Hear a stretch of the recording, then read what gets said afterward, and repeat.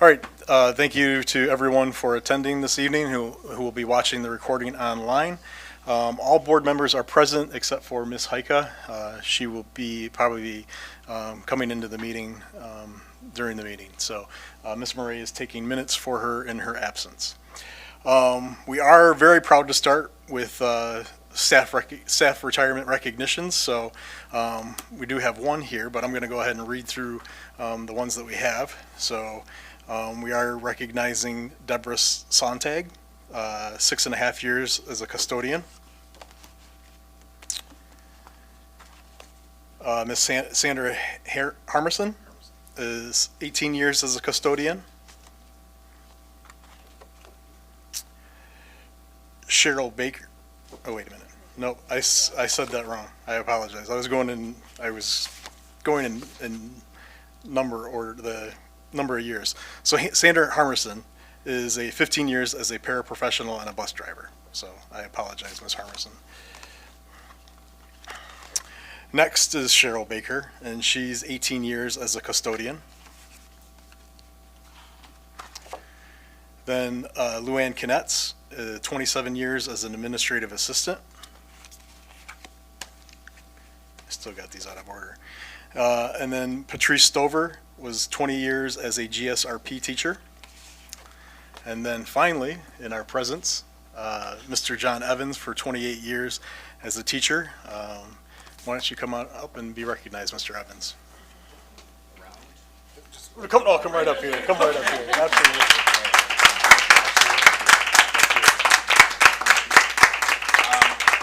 First of all, I'd like to just thank the Board of Education for the invitation. I've seen a lot of changes in our district. A lot of great things have happened over the many years. When I had a little hair and didn't have glasses, so those things have changed. Obviously, I want to thank the community for allowing me to teach their children. I student taught here. You know, it was a great experience. I want to thank all the administrators too when you were in different positions. And I'd like to thank my colleagues as well. I couldn't have done it without them and working as a team. And I think Milan will always be a special place in my life and in my heart. It's where I got basically my start. I did long-term subbing here as well as student teaching, like I mentioned. And I was allowed to build cereal box houses, have animals. Some of them got away.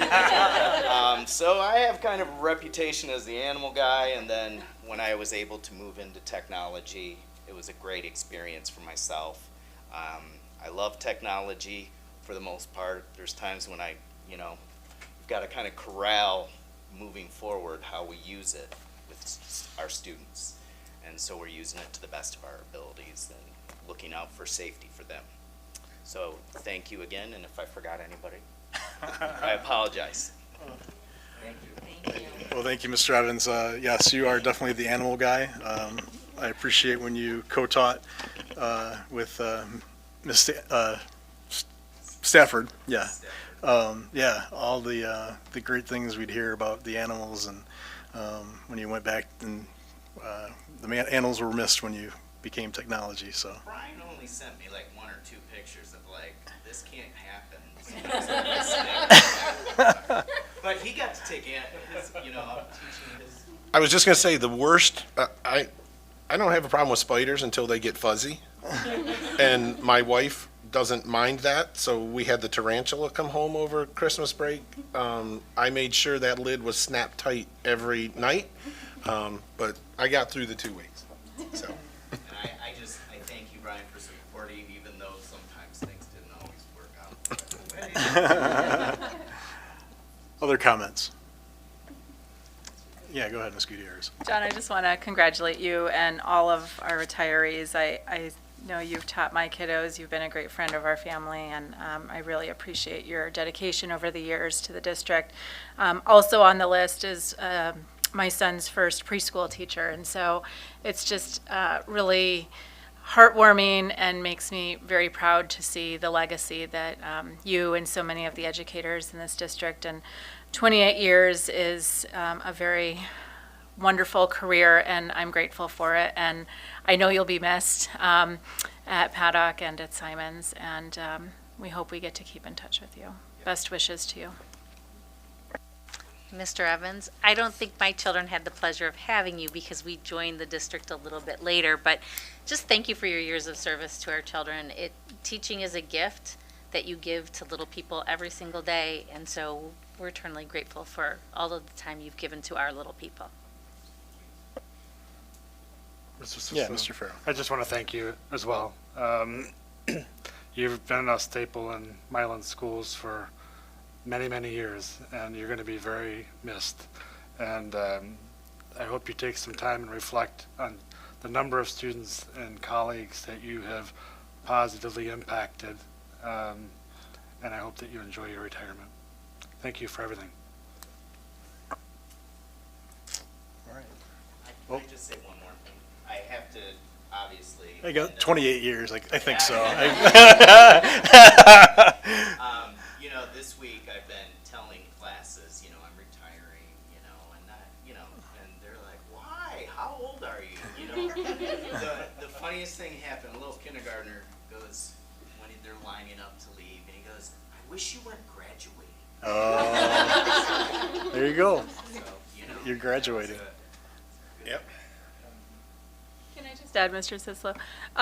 John, I met you first when I think it was Hugo was in kindergarten or first grade, and at the time at PTO in Paddock, you requested that the PTO help support buying a whole classroom of iPads so that these kiddos could learn on the new technology at the time. And thank you to Mr. Gearbaugh, who helped cost share that with the PTO, and we raised a whole bunch of money that year to do it. And at the time, I thought it was important, but I now see how important it really is, because that kindergartner is now a seventh grader and still teaching me how to use my iPhone and my technology.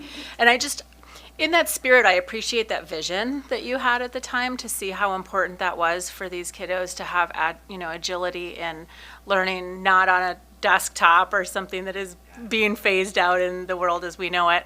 I think it was just really visionary, and I really appreciate that. Yeah, it's always been my vision, I think, is using technology, because even before that, I did an initiative to be one-to-one when I taught third grade with Chromebooks, and it's always been my vision to teach kids how to use it properly and be more of a creator, producer, not just a consumer. And that's always been very important to me, and I'm glad to hear it, and thank you, I appreciate that. All right. Yeah. I need a motion to thank John Evans, Patrice Stover, Luann Kinnett, Sandra Harmison, Deborah Sontag, and Cheryl Baker for their service to Milan area schools. Moved by Gutierrez. Support by Pryor. It's been moved and supported to thank John Evans, Patrice Stover, Luann Kinnett, Sandra Harmison, Deborah Sontag, and Cheryl Baker for their service to Milan area schools. Any further comments? Ms. Murray? Farrow, Yes. Gutierrez, Yes. Murray, yes. Pryor, Yes. Rosenleacher, Yes. Sislo. Yes. Motion carries 6-0.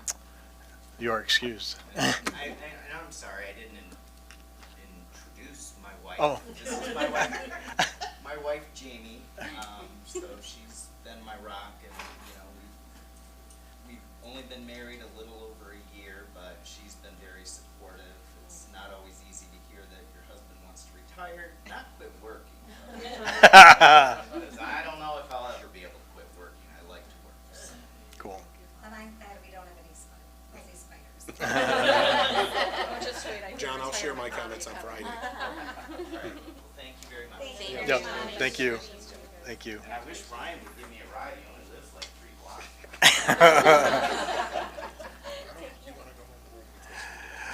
All right, next up in the area of communications, this is time for public comment. This meeting is a meeting of the Board of Education in public for the purpose of conducting the school district's business and is not to be considered a public meeting.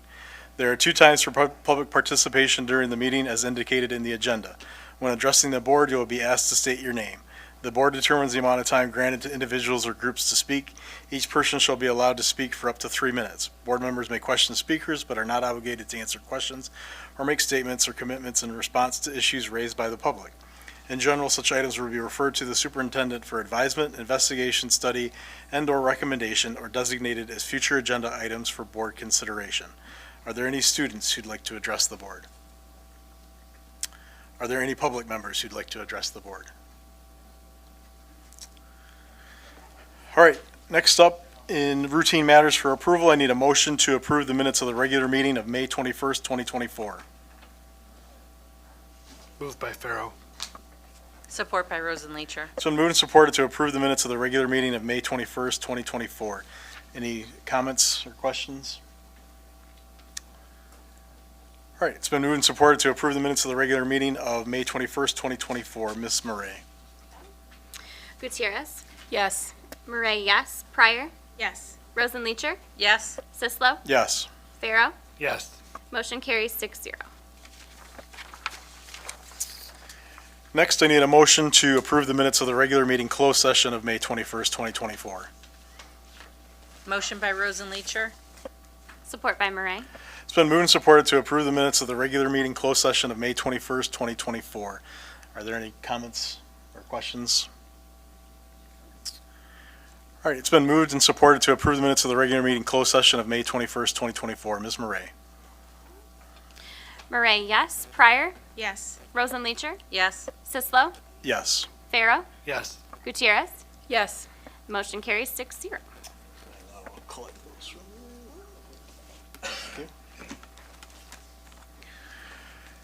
All right, next up, I need a motion to approve the bills and reimbursement of expenses. Moved by Pharaoh. Support by Gutierrez. It's been moved and supported to approve the bills and reimbursement of expenses. Is there any questions or comments? Mr. Sislo. Yes, Mr. Farrell. I just, for board awareness, I had a few questions on some of the checks, and they were promptly answered by Krista Hendricks. I have no concerns or issues. Thank you. Thank you, Mr. Farrell. Any other questions or concerns? All right, it's been moved and supported to approve the bills and reimbursement of expenses. Ms. Murray? Murray, yes. Pryor. Yes. Rosenleacher. Yes. Sislo. Yes. Pharaoh. Yes. Gutierrez. Yes. Okay, motion carries 6-0. All right, next up, I need a motion to approve the 2024-2025 MHSAA membership resolution as included in attachment A. Moved by Murray. Support by Gutierrez. It's been moved and supported to approve the 2024-2025 MHSAA membership resolution as included in attachment A. Mr. Gearbaugh? Just a couple of quick comments. I always like to remind everyone that there is no cost to be in the MHSAA. All of the things that they do are funded through the different tournaments and things that they run. You are required annually to pass a resolution to be in MHSAA, or we cannot participate in their athletic programs. So this really is a routine process. But again, I always like to remind our community that there is no cost to be a member of MHSAA. Thank you. Any questions or comments? It's been moved and supported to approve the 2024-2025 MHSAA membership resolution as included in attachment A. Ms. Murray? Pryor. Yes. Rosenleacher. Yes. Sislo. Yes. Pharaoh. Yes. Gutierrez. Yes. Murray, yes. And motion carries 6-0. All right, next up in the area of board organization, we have a first reading of the 2024-2025 board meeting dates as an attachment B. Mr. Gearbaugh and I looked at our calendar and proposed these dates. Again, this is a first reading. Again, trying to do the second and fourth,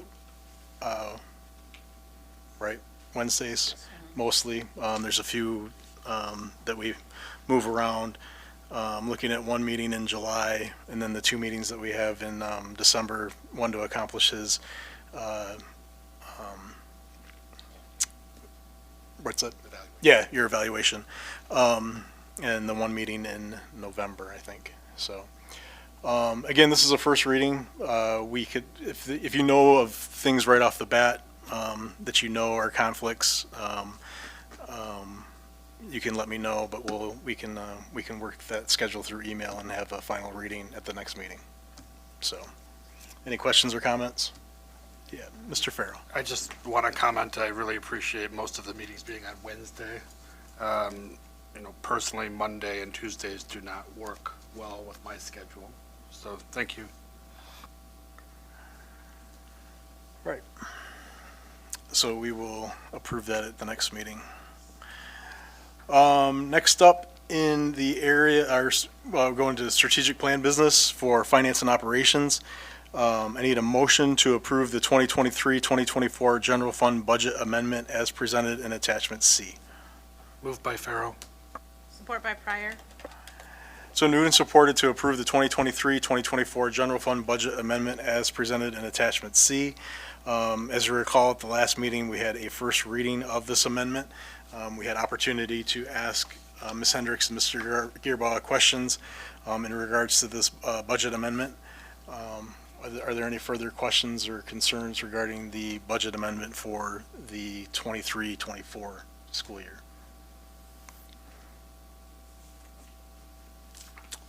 All right. It's been moved and supported to approve the 2023-2024 general fund budget amendment as presented in attachment C. Ms. Murray? Rosenleacher, Yes. Sislo, Yes. Farah, Yes. Gutierrez, Yes. Murray, yes. Pryor, Yes. and motion carries 6-0. These next few agenda items will be very similar, so I need a motion to approve the 2023-2024 debt funds budget amendment as presented in attachment D. Moved by Farrow. Support by Murray. So moved and supported to approve the 2023-2024 debt funds budget amendment as presented in attachment D. Is there any questions or concerns regarding that amendment? Hearing none, it's been moved and supported to approve the 23-24 debt funds budget amendment as presented in attachment D. Ms. Murray? Sislo, Yes. Farah, Yes. Gutierrez, Yes. Murray, yes. Pryor, Yes. Rosenleacher, Yes. motion carries 6-0. Next up, I need a motion to approve the 2023-2024 food service budget amendment as presented in attachment E. Moved by Farrow. Support by Gutierrez.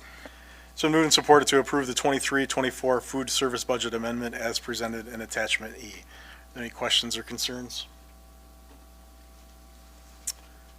All right, it's been moved and supported to approve the 23-24 food service budget amendment as presented in attachment E. Ms. Murray? Farah, Yes. Gutierrez, Yes. Murray, yes. Pryor, Yes. Rosenleacher, Yes. Sislo, Yes. and motion carries 6-0. All right, next up, I need a motion to approve the 23-24 student school activities budget amendment as presented in attachment F. Moved by Farrow. Support by Rosenleacher. I have support by Rosenleacher. That was a nice little dance there. Been moved and supported to approve the 23-24 student school activities budget amendment as presented in attachment F. Is there any discussion or concerns? Hearing none, it's been moved and supported to approve the 23-24 student school activities budget as presented in attachment F. Ms. Murray? Gutierrez, Yes. Murray, yes. Pryor, Yes. Rosenleacher, Yes. Sislo, Yes. Farah, Yes. motion carries 6-0. All right. This will move us on to the 24-25 budgets. So I need a motion to approve the 24-25 general fund preliminary budget as presented in attachment G.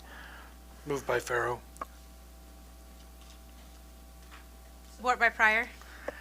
So moved and supported to approve the 24-25 general fund preliminary budget as presented in attachment G. We can let the record show that Ms. Heike arrived at 7:20 PM.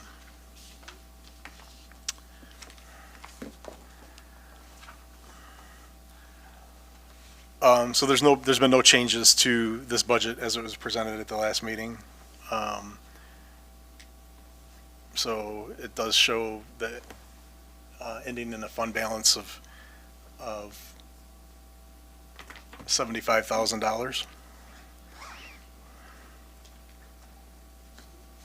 Mr. Sislo. Yeah, Mr. Farrell. I just want to comment, I think we addressed this at the last meeting, but there are some assumptions as part of this preliminary budget. We don't know what the per pupil increase is going to be, so we are estimating that to be at $241. We're anticipating a decrease in student enrollment. We're also anticipating, at least for now, a 2% increase for staff wages. And in addition, one of the major expense items that we have factored into this budget is insurance. And that is anticipated at around 15%. The other thing I wanted to note is that the overall fund balance is less than the desired threshold. Having said that, our hope is that there will be areas where we will fare better, both on the revenue side and on the expense side, and we will be able to make those adjustments, I assume, in December. So that's all for me. Other questions or comments?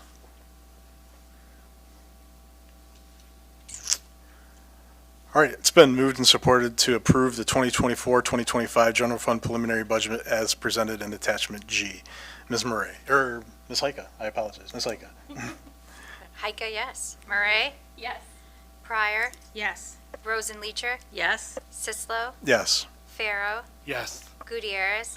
Yes. Motion carries 7-0. Next up, I need a motion to approve the 2024-2025 debt funds preliminary budget as presented in attachment H. Moved by Farrow. Support by Gutierrez. It's been moved and supported to approve the 2024-2025 debt funds preliminary budget as presented in attachment H. Any questions or concerns? Mr. Gearbaugh? I just want to make one comment that we anticipate again next year continuing to pay off the school bond loan fund. So it's nice that we are no longer borrowing from the school bond loan fund, but we have actually flipped to now begin paying that off. This is our second year that we've actually started to pay off that balance, which moves us in the positive direction. Thank you. Any questions? It's been moved and supported to approve the 2024-2025 debt funds preliminary budget as presented in attachment H. Ms. Heika? Murray? Yes. Pryor? Yes. Rosenleacher? Yes. Sislo? Yes. Farrow? Yes. Gutierrez? Yes. Heika, yes. Motion carries 7-0. Next, I need a motion to approve the 2024-2025 food service preliminary budget as presented in attachment J. Moved by Farrow. Support by Murray. So moved and supported to approve the 2024-2025 food service preliminary budget as presented in attachment J. I apologize. That's a typo. It should be attachment I. Nope, that's a typo. Okay. Sorry. Let's read that again then, just so we're all square again. I need a motion to approve the 2024-2025 food service preliminary budget as presented in attachment I. Moved by Farrow. Support by Murray. All right. It has been moved and supported to approve the 2024-2025 food service preliminary budget as presented in attachment I. Any question? Mr. Gearbaugh? Just one quick comment. This budget is fairly close to our current budget, but I want everyone to understand this budget could change drastically if the free lunch for all doesn't continue in the next school year. Again, that's something that has not been set by the state of Michigan yet. This budget is built on the assumption that it will continue, so that could have a large difference on just where the funding comes from. We would have more local funding because students would be paying for lunches again, and we'd have less federal funding because we wouldn't be getting as much, and state funding because we would not be getting as much for free and reduced lunches. So we made that assumption, but I want to be clear that this budget could change depending on whether the state of Michigan continues that program or not. Mr. Gearbaugh. Are we staying with Chartwell's for school lunches? That is something that you will be deciding at the July meeting. We have an RFP out following all of the standards. Those bids are due, I believe, I'd have to check my calendar, sometime this week.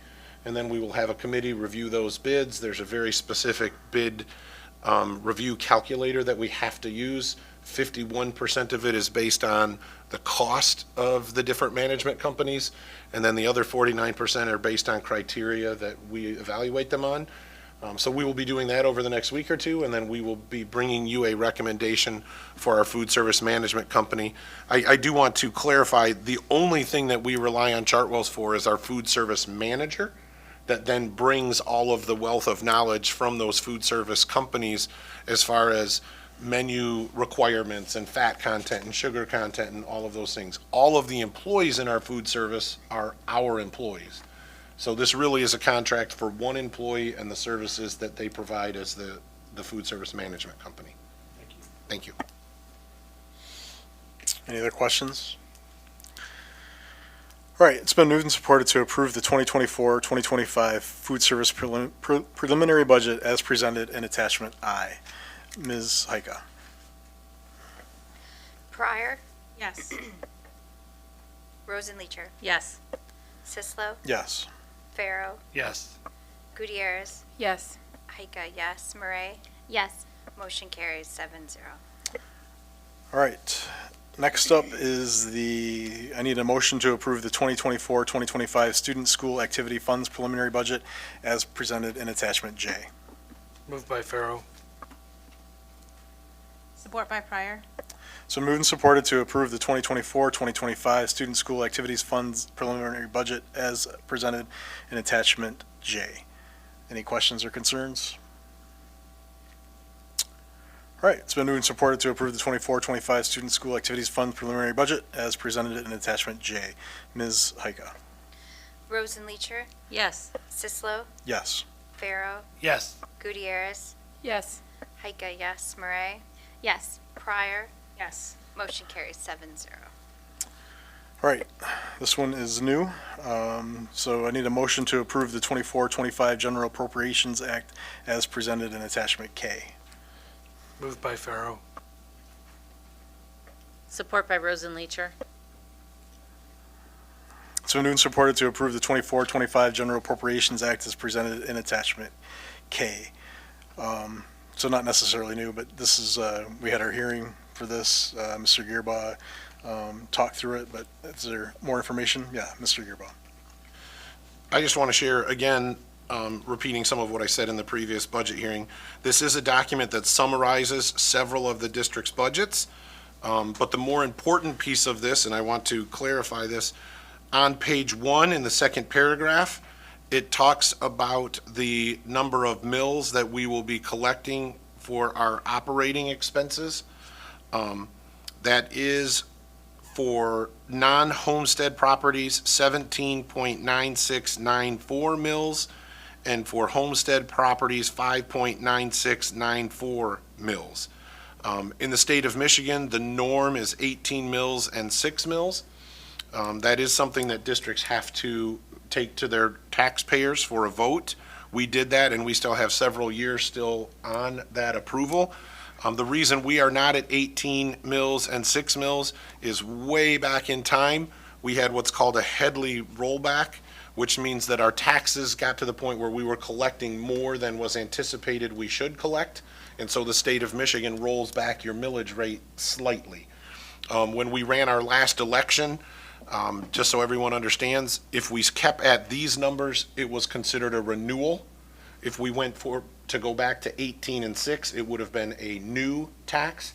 And so we stayed at these numbers. The difference between 18 and 6 mills and the amount we collect on these is minimal, and we didn't feel it was worth going for a new tax collection, just renewing it at those numbers.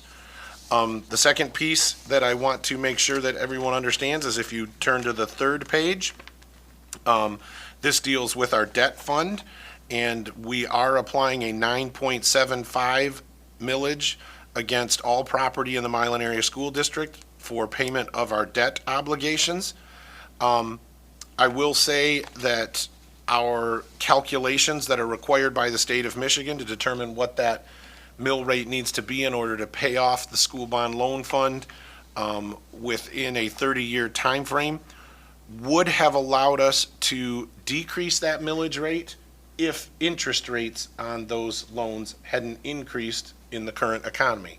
So our taxes collected are increasing because our property tax values are increasing, but the amount that increased our collections was eaten up by the increase in the interest rates, and therefore we were not able to lower that tax rate this year. We hope that next year we will continue to see that increase in taxable value and not see an increase in the interest rate, or maybe even see a decrease in the interest rate, and we will be able to continue to lower that millage rate. Remember, our goal is to get back to the 8.04 mils, which was the original vote of the people when they approved the borrowing. The state of Michigan then enforced a law during lame duck that stated that you had to collect the millages required to make your payoff within 30 years. Thank you. Any questions or comments? All right, it's been moved and supported to approve the 2024-2025 General Appropriations Act as presented in Attachment K. Ms. Heika? Sislo. Yes. Pharaoh. Yes. Gutierrez. Yes. Heika, yes. Murray. Yes. Pryor. Yes. Rosenleacher. Yes. Motion carries 7-0. All right. Next up is a site sinking fund discussion. I asked Mr. Gerbaugh to lead us through the site sinking fund, what we talked about in regards to make up some of, for the budget that we're looking for in the future years. So, Mr. Gerbaugh. So I put together a document for you. There's been a lot of behind-the-scenes work going on to talk about a site sinking fund. This is one of the first times that we're really bringing it as a very formal topic at a board meeting. Mr. Farrow has mentioned numerous times that we were talking about it, and we've had discussions, brief discussions about it, but I just wanted to bring you a lot of clear information and hopefully explain to our community what this would mean if the board approves this to go forward. Remember, tonight you are not voting. This is just a discussion. First, a site sinking fund is something that is used by school districts, and a lot of districts in our county have them. There is another district in our county considering going for one on the November ballot as well. I think that will get us down to only 1 or 2 districts in the county that don't have a site sinking fund. A site sinking fund serves many purposes, and I want to talk about what our needs are first, and then I'll explain the purposes.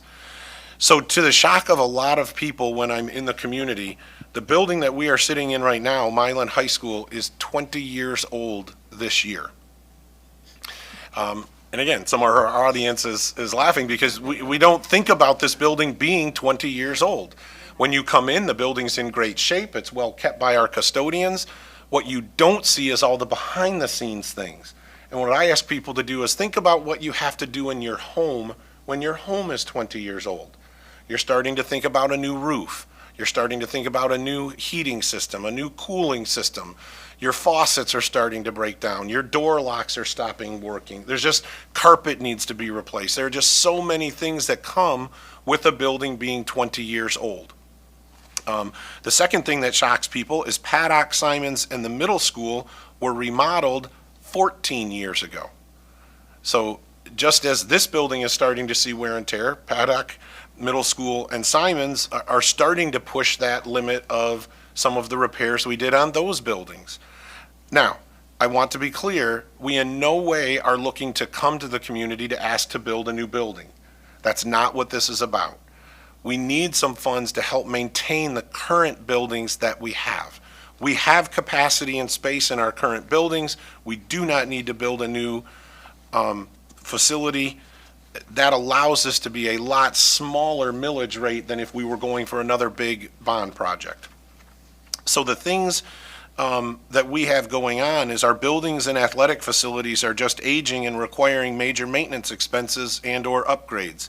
And again, those things that are really hitting us are boilers, chillers, parking lots and sidewalks, roofs, and athletic facilities. Our track needs to be resurfaced. Our tennis courts are becoming to a point where they need to be resurfaced. Baseball fields, we had to do bleacher work. Softball fields need some work on the fields. Our gym floors need to be redone. The list goes on, and it's not just athletics. Again, it's water softeners and boilers and roofs and all of those things. Currently, all of those maintenance costs have to come out of our general fund. And that uses dollars that we could be using for staff, that we could be using for supplies, that we could be using for curriculum. So in a way, passing this millage will really help protect the general fund from being hit by these costs, and will therefore help us run a district with better funding. There are very strict uses of site sinking fund dollars under the state of Michigan's site sinking fund laws. They can be used to, 1, repair or construct school buildings and conduct site work. It's important to understand you can do major repairs or replacements. You cannot do maintenance. So you can tear up carpet and replace it, but you couldn't do anything to repair issues with carpet. And that just, it gets very tricky, and there are a lot of intricacies in what can and can't be done. But it does allow for, and a lot of the things that we are needing to do could be covered under that first allowance. The second allowance is instructional technology.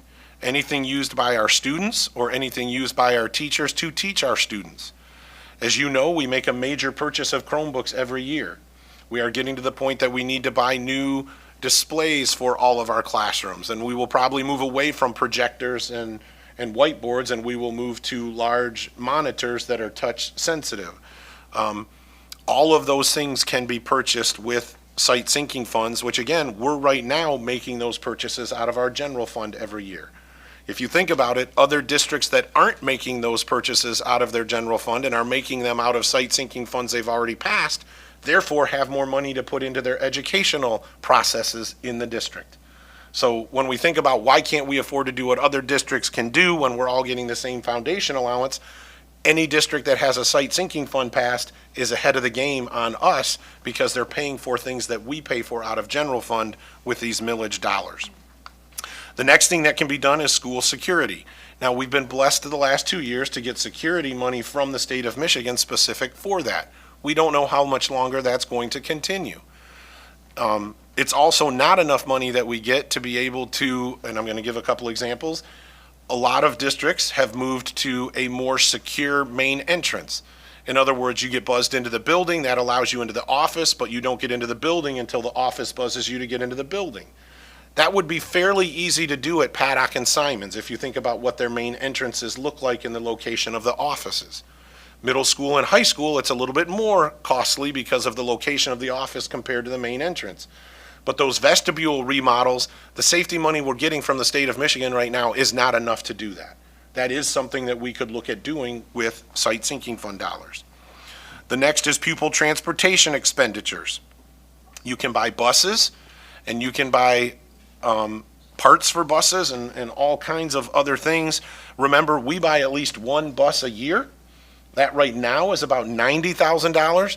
My understanding is in the next 2 years, the price of a bus is going to jump to somewhere between $150,000 and $200,000 because of some of the safety requirements being required. So basically, my understanding is the manufacturers are looking at, due to safety requirements, having to almost double up every system on a bus.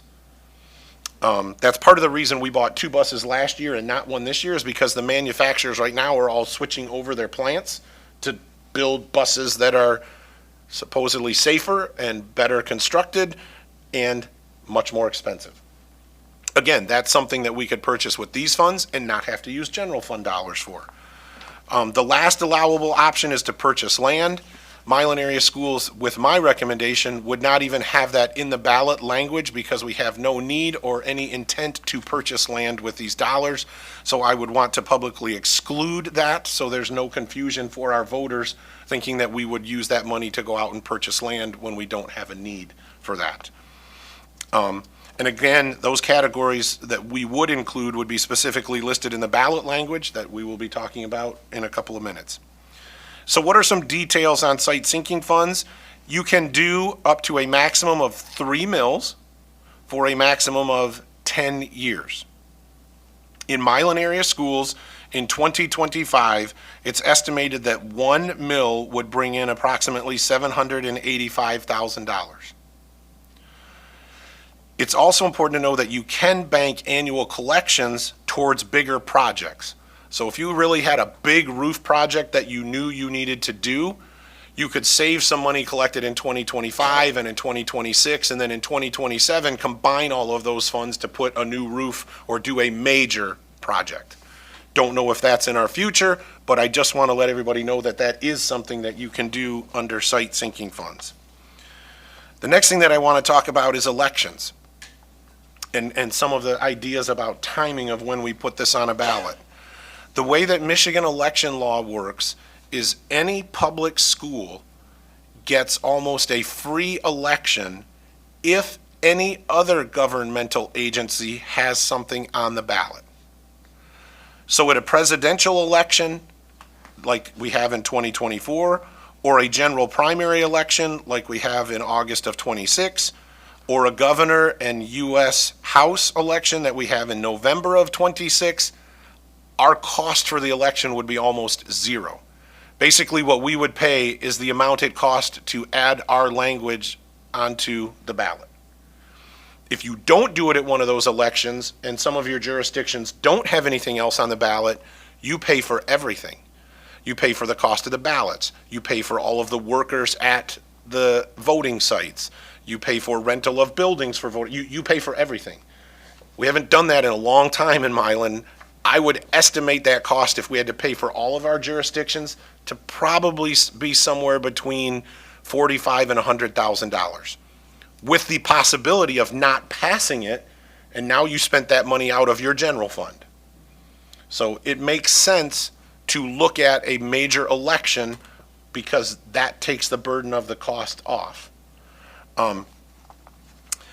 So looking at if we wanted to put it on a November 2024 ballot, what's the timeline? The deadline for filing board-approved resolution language calling the election is 3 months prior to the election date.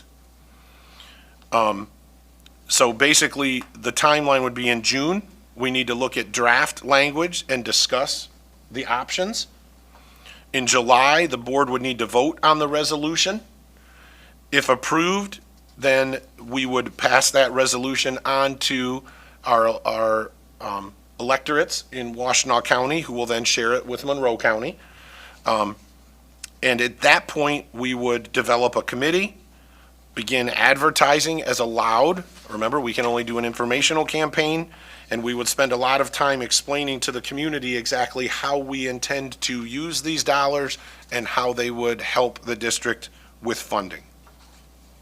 I'm going to stop there for a minute and ask if there are any questions on just kind of the general site sinking fund information I've provided. Brian? Mr. Yerba? When is the last time that the district has gone to the voters and asked for something of this sort? We have never had a site sinking fund in Milan area schools. The last time we went to the voters and asked for any kind of funding was 2009, when we went for approximately $49 million to remodel Paddock, Simons, and the middle school, build a bus garage, and add the MCIS to the high school. Prior to that, in 2002, we went to the voters for about $49 million to build this high school. Previous to that, I'm not sure. It had been quite a while since we had gone for a bond. So the two most recent were 2002 and 2009. So well over a decade. Yes. Yeah, thank you. Yep. Mr. Gearbaugh? Yes. As to what you've spoken about thus far, who would be on this committee? We would get folks from all of the different departments. We would get community members that were interested in being on it. Board members can sit on that committee. Basically, what we would do is we would start to kind of work out, and again, I don't want to make any promises as to exactly what we were going to do, but the thing that I would like to do is put together a list of the projects that we would intend to do over the length of the millage, and then start to pass those by our lawyers to make sure that they are allowable expenses. And then we could start to prioritize those as to which one should come first. And then the big thing is just getting information out to the community about the factual benefits and what we would be able to do. Okay, so that somewhat answers one of my other questions, was if we've already started to put together a list of what we need to do. Because if we're talking about doing this in July and having the election in November, that's a very short period of time. And it seems like there's a lot of work that needs to be done before then. There's been a lot of work that's gone into the development of the list. Obviously, Buildings and Grounds and I work together, and we have a pretty well-defined list. We have a pretty well-defined list for our athletic facilities. I'm not going to say it's extensive, and it includes everything. That's why we would want to bring more people into the fold and get input on what we would want to focus on with these dollars. I do want to explain, this doesn't mean that we're not going to need any maintenance money from the general fund, because there are some maintenance things that can't be paid for with these funds. Right. This will just help with those bigger projects. And my intent, and again, the intent that I would take to that committee is, I think we kind of divvy up the funds each year into, let's spend some on transportation vehicles, let's spend some on technology, let's spend some on facility maintenance, let's spend some on our athletic facility maintenance, kind of divvy that money up and use it for some of those different needs, so that we're making sure that we're taking care of every department equally. And then, in terms of the advertising, who would handle it? Would we hire someone to help with that, or how would we manage the advertising? It's important to understand that the only advertising we can do is informational. So we cannot say, vote yes. We can advertise what we intend to do with it. We can advertise how it will help the district. Obviously, I've had experience in doing that when I worked to pass the 2009 bond proposal. We might get an advertising agency involved. It depends on how far we want to go. Do we want to do social media information? Do we want to do just flyers? We'll obviously do community information sessions. I don't think there would be a large cost for the advertising in a community our size. And then, have we run this, well, maybe I'm getting ahead of you, but this proposed language that you have for us, have we run this by any legal or electoral authority to seek their input and approval? Perfect segue into the next Sorry. piece of the discussion. Nope, that's perfect. So the first thing I want to say is I am bringing the following recommendation to the board. This is what I'm putting up for discussion. I would recommend that we put on the ballot a 1.5 mil site sinking fund. That means $1.50 per $1,000 of taxable value. So an example that I created is if your house is worth $300,000 on the market, that probably means that your taxable value is approximately $150,000, which means 1.5 mils would cost your household $225 annually. I would ask that we go for this millage for 5 years. I think a 10-year ask is a lot from our community, and other things could happen.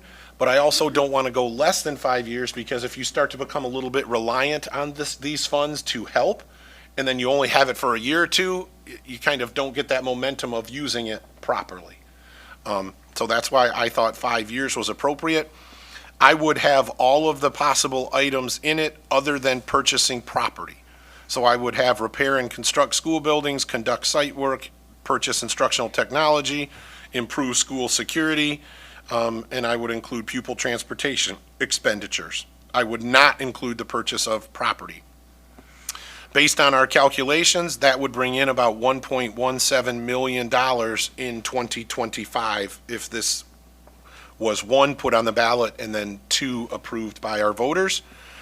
The date of the board meeting where you would approve the language is July 10th, 2024, so that we have time to meet all of those other deadlines. The proposed ballot language, which I will read, was actually written by a expert in this field from Troon Law. So this language is already, I mean, it's not that we couldn't tweak it. I just went to a gentleman by the name of Jeff Souls, who is a lawyer at Troon. You haven't heard his name before because his specialty is more in the finance and election side.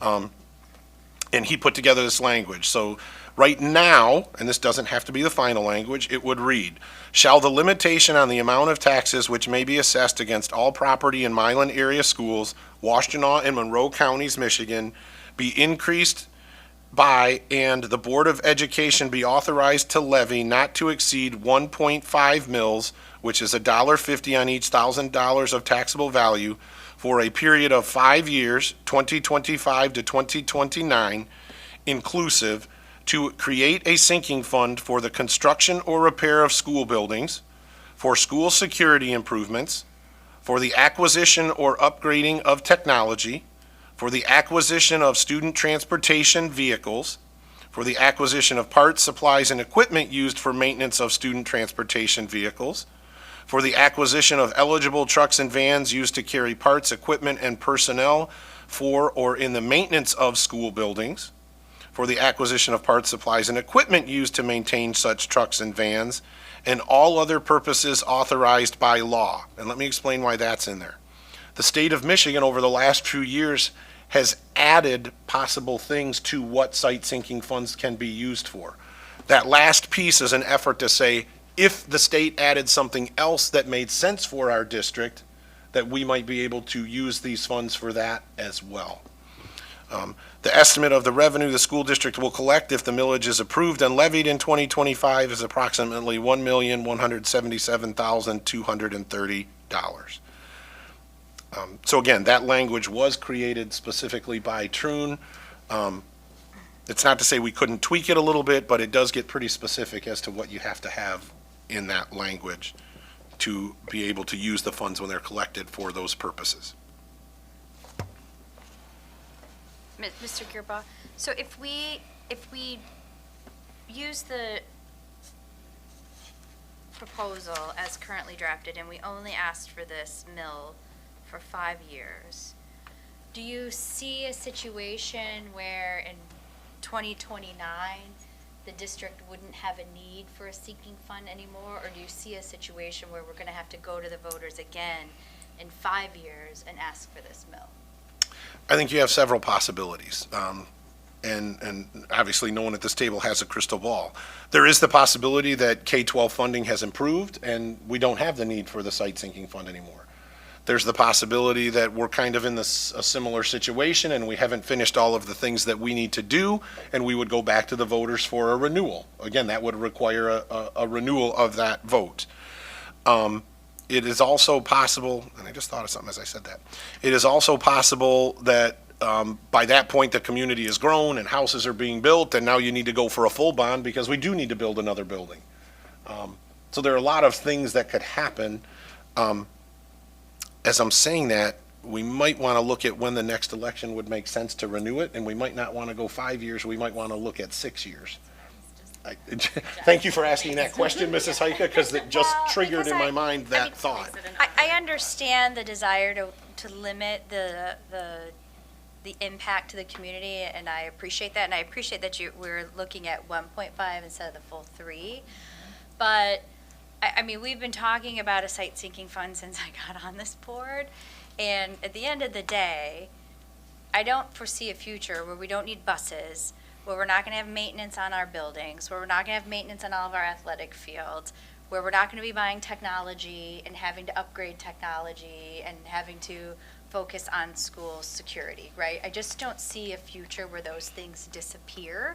And so I would strongly suggest that we consider going for the 10 years because we're gonna need this, and I feel like, you know, we have the special education renewal this year, and, you know, I just don't want us to get to a point where we're conflicting with other renewals that are equally important, and so that there is some fatigue in the community when we know this need is going to be there. And again, that's exactly why we're having this discussion. I'm bringing this as a proposal and a recommendation. In the end, it's the 7 of you that will make those decisions. So I think it's valid to have a discussion. Is 5 right? Is 6 right? 8 right? 10 right? I put out there as a starting point. So I'm very open to that discussion. Well, and we know that the major elections are every 2 years for the House, right? So at the very least, I think you have to go for 6 Gotta go even. years. Yeah, you gotta go even. Otherwise, you're Yeah. going to be paying for the Yeah. election yourself. Yep. So I think the conversation would be, are you 6, 8, or 10? I think that's a valid, Do we know the special ed millage that's on the ballot this year, the renewal? I want to be very clear, it's a renewal, it's not a new mill. Do we know when that expires? Because I just don't want to do it at the same time. I can find that out. Thank you. I'm not positive. Mr. Sislo? Yeah. So, Mr. Farrow. just a comment from my perspective. I hear what Ms. Heike is saying, and I appreciate that feedback. The initial ask, I mean, we haven't asked for it yet, but I think the initial thought here was there are big ticket necessary items that need to be taken care of in the immediate future. So that is why the 5 years is suggested right now. I do agree that 6 years or maybe 8 years is probably something that we could look at and consider. But yeah, and I guess I just wanted to state again that, yeah, I mean, I've been talking about the sinking fund for some time here, and just this year, just this fiscal year, there is an excess of approximately $350,000 in needs or requests with respect to our facilities, our athletic fields, our buildings. There's a need for roofs to be replaced. There's a need for repairs for high school elevators. There's a need for a high school pool boiler. There's a need for counseling, air conditioning. There's a need for parking lot ceiling. The high school gym floor needs attention. Bus repairs are currently coming out of the general fund. Buses that we are currently buying are coming out of the general fund. So again, I agree with obviously the 6 or the 8 years. The intent here, at least from my perspective, was there's big ticket necessary items that need to be addressed, and we just cannot sustain $350,000 out of the general fund year after year. It's just not sustainable. So I strongly urge the board to give this serious consideration, whether it's 5, 6, or 8 years. The goal here is to do exactly what Mr. Gearball relayed, which is to repair and fix our school buildings. There is a need to purchase instructional technology. There's a need for additional school security, transportation, et cetera. To be able to generate revenue from a sinking fund will greatly help the district's financial position. So, thank you. I don't normally use my phone during a meeting, but I did text the WISD superintendent, and the special ed millage renewal is for 12 years. So if you went 10 years, you would not be renewing at the same time they're renewing. I think that was your question. Yep, and again, I'm never on my phone, but I thought I would do my best to get you an answer now. Mr. Sislo, can I just add, Mr. Sislo? Yeah, Mr. Farrow. I did not include anticipated expenses related to tennis and track. There's a need for coolers, freezers at our buildings. I did not include the fact that I think the district may have already paid for this, for lockers at the middle school. But, carpet, things of those types of expenditures, if we do not have a sinking fund, they come out of the general fund. So I want the community to understand that there's a real need for this. And we are definitely going to do our homework on this, and we will be seeking the help of the community to get this over the finish line. Thank you. Thank you, Mr. Farrow. Others? I feel like I'm a microphone hog here, but can we have, because I think that it's very easy for us to focus on the athletic facilities, but can we, at the next board meeting, maybe as part of your comments, maybe that's the July 10th meeting, I haven't looked at our calendar, but I would like to, at least be able to articulate what some of these other needs are within the buildings, because I do think that we have a tendency, because our staff is so fabulous and maintains these buildings so pristinely, that there are things behind the scenes that we don't know about necessarily, or and the public doesn't know about. And so I would like to know what some of those other things are other than athletics, because Yep. it's so easy to be like, if you've been out to the tennis courts, we Yep. need to resurface that tennis court.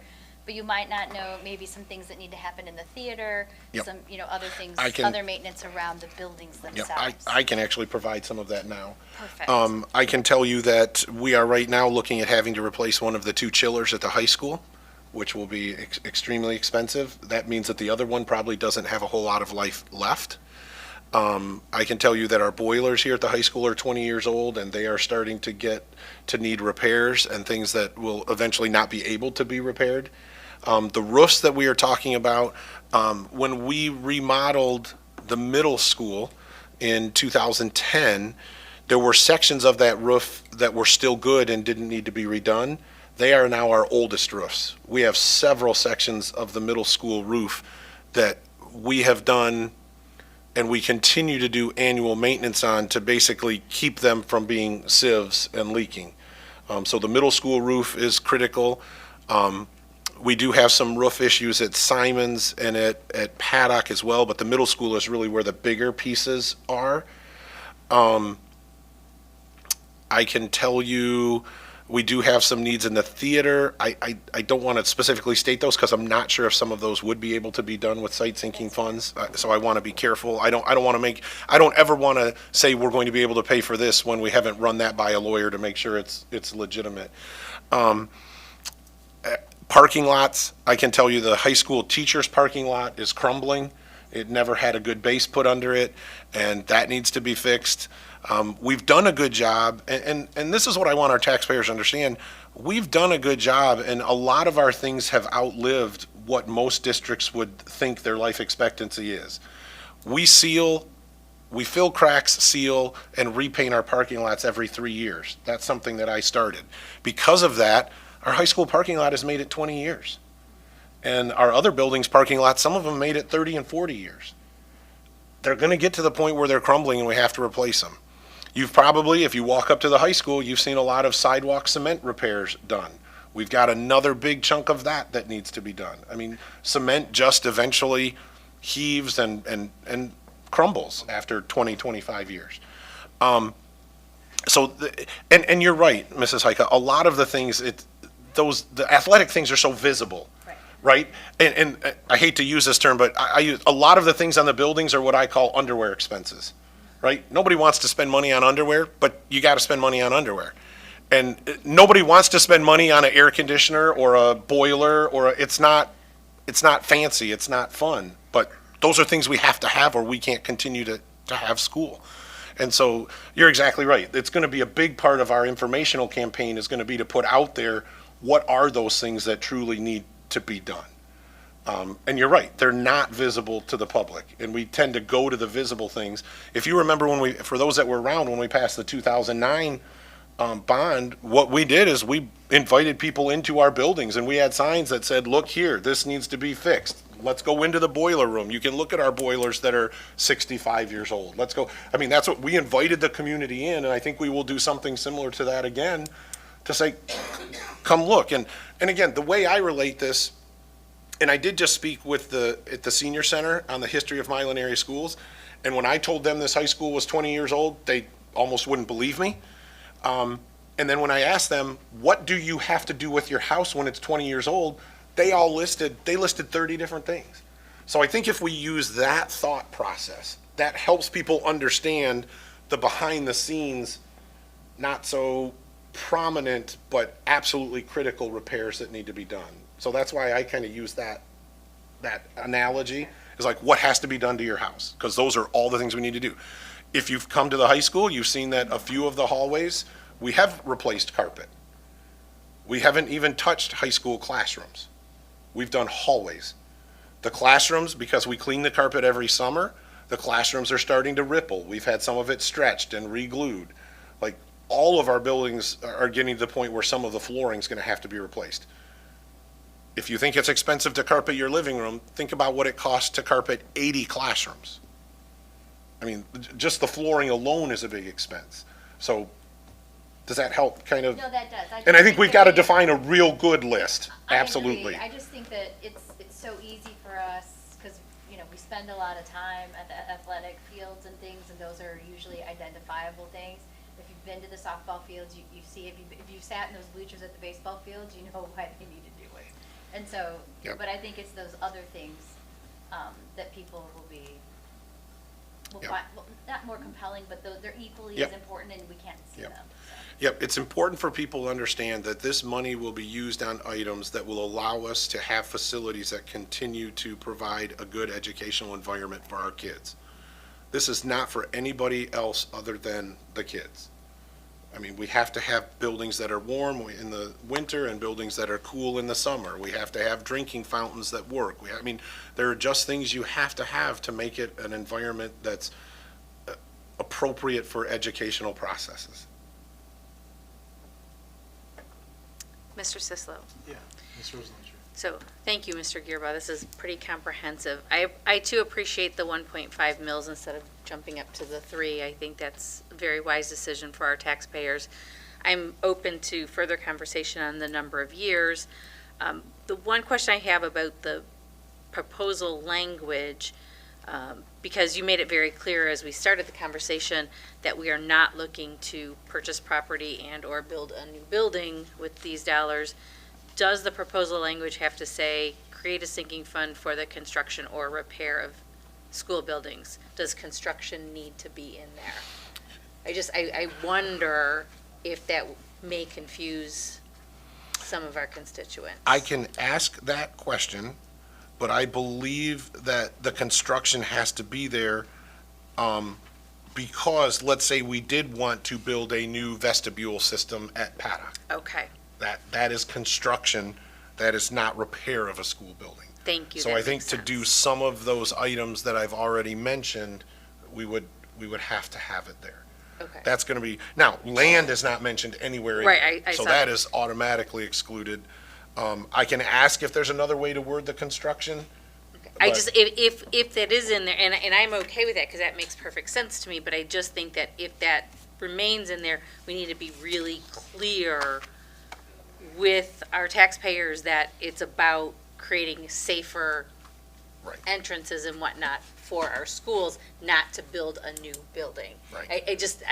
Yep. As I read that, I could see where people might be confused by that language. And that's easy to explain too, because 1.17 million is not going to come anywhere near building a building. I mean, I will tell you right now, if we had to rebuild this building right now, you're probably looking at, my best estimate would be between 75 and 100 million to rebuild this building.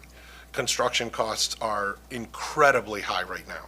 So the fact that we built this for about 35 to 40 million, it's probably doubled since 2004. So I get your point, but I think just that a dollar amount says there's no way we're building a new building. I mean, I'll be very honest, the bus garage, when we built it in 2010, was 1.4 million. So you're not building a building with 1.1 million a year.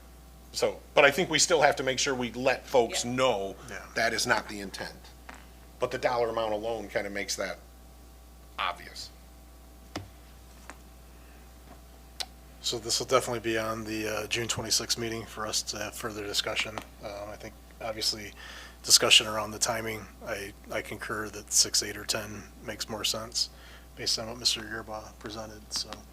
Do we want to, I just want to ask a question, do we want to have this, we're going for approval on July 10th.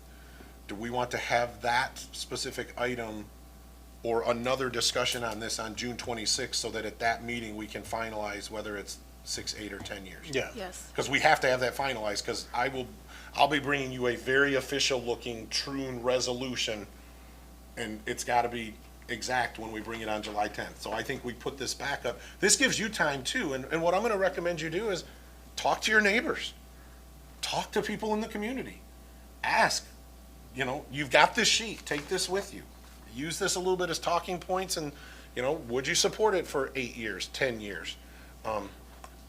Get a little bit of information, and then we can come back on June 26th and settle that, is it 6, 8, or 10 years? Mr. Gerba? Yes. Or Mr. Sislo? I agree with you. I think that it's helpful for us to be having those conversations. I think what would help us have those conversations is, I think the questions are going to be around scope and scale. And so you've done a really great job with talking about the scope of this. This is what can be included in it. And I think now, thinking about the scale in terms of timeline, I agree 1.5 is a comfortable number that I think is defensible on a lot of reasons. I don't think our community, or myself for that matter, have any scope of what a roof on a high school costs. I have no idea how much a boiler costs. And so as a board member, it would be very helpful for me to see a really rough estimate of what 1.5 mils per year would get us if we are at 6 years, 8 years, or 10 years. Because what I don't want to happen is have our community vote for something and then that amount of money can't achieve the wish list or all of the things that we might have indicated were within the scope of the types of things we might do with that money. And so I know there's going to be no hard and fast budget for something like this up front because we're talking years out and things change. But to give some sort of scale in terms of what is that amount of money going to be able to achieve, because we could have an empty pot of gold, or an endless pot of gold, not empty, endless pot of gold, and we would be able to continue to invest in the school with unlimited resources. But the resources are always limited, and so we have an idea of what the scope would be, but what can we do at these kind of different levels of an ask? Yep. So a couple of things that I can provide tonight, and that's more of what we'll be talking about.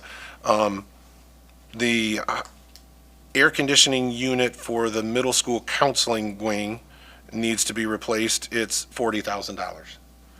The resealing of all of our parking lots in the district is $95,000. To redo the high school gym floor is approximately $47,000.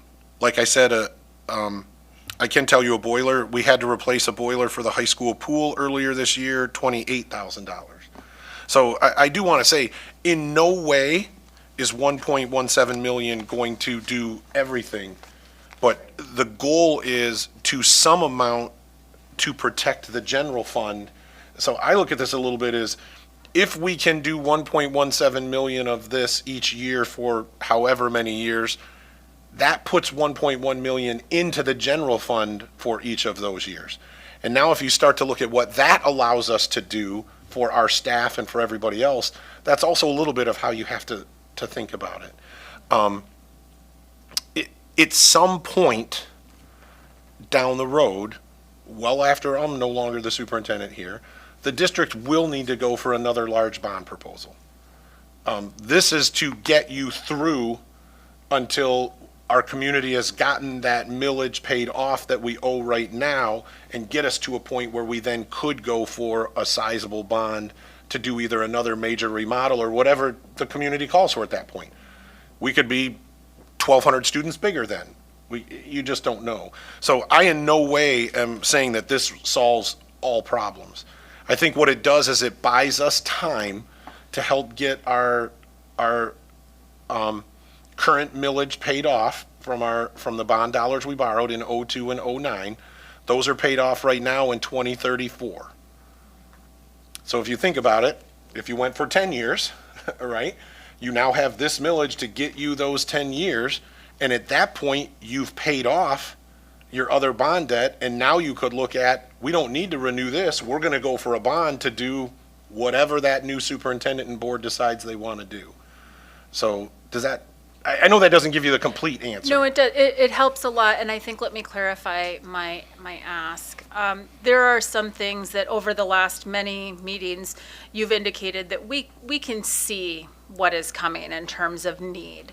And so thinking through what are those true needs that we know we are going to have to encumber in the budget, whether it's next year or the next year or the next year, either out of the general fund or with another solution, and give us some scale of what those costs are. Okay. To be able to talk to the community, because I think that helps make that point that when we have a budget overall of around, what, $30 million-ish, when you start talking about adding up, $100,000, $40,000, $47,000, that's starting to eat huge chunks out of that. And so I think that really helps us communicate with the community at large about the things that we know need to be done. And I will tell you, a large section of roof at the middle school will be $300,000 to $400,000. So I mean, in the year when we decide to do that, you're chewing up a third of this just for that section of roof. I mean, it's, there are some bigger projects that could easily take a large chunk in a given year. And that's a really important message, because that middle school roof is going to have to be repaired in the next 5 years regardless. And where is that money going to come from? And so having that scale, I think, is really helpful for us to talk about. I mean, and I can give you specifics. I mean, I can tell you, the middle school roof, a lot of the sections of the middle school roof are flat. And so what they have is they have a rubber gasket that goes over the roof, and then you put some type of, usually gravel, on it to keep that rubber mat down. The heat eventually shrinks that rubber membrane. What starts to happen then is, if you think about it, in a corner, that membrane starts to pull into that corner. So what we've actually done is, with our roofing company, and this is how I've tried to stretch and maintain things, we've actually sliced that membrane all the way around, settled it into the corners, and then they rubber mold or rubber weld an additional 6 to 8 inches to that gasket to get it back up to the height it needs to be. So those are the kinds of things we're doing right now. So I also think it's important to have our committee or our community understand, we don't need this because we haven't maintained our buildings. We need it because we're just getting near to the end of life of certain things. I mean, we've maintained our parking lots, we've maintained our sidewalks, we've maintained our roofs. There are just some things that are beyond, or getting close to being beyond, repair. I can give you another example. Both the walk-in fridge and the walk-in freezer at Paddock have to be replaced right now. The company that came in just said, we can no longer repair these, we can't even get parts for them. The good news is, if you remember us a couple of meetings ago talking about the fact that we have this fund balance that we have to expend out of food service, we're lucky right now to have money, so that wouldn't come out of this site sinking fund. I'm just using that as an example to say there are just things where companies come to us and go, I can't even work on that anymore.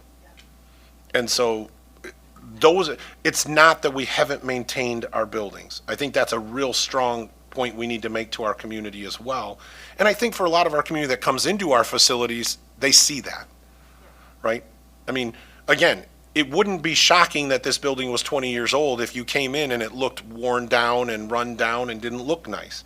The reason it's shocking to hear this building is 20 years old is because when you walk in, it looks good, right? So I think those are all very valid talking points. That's super helpful, and I think having real, tangible examples like that are really important to communicate this with our Absolutely. our community. So And that's what that committee will work on.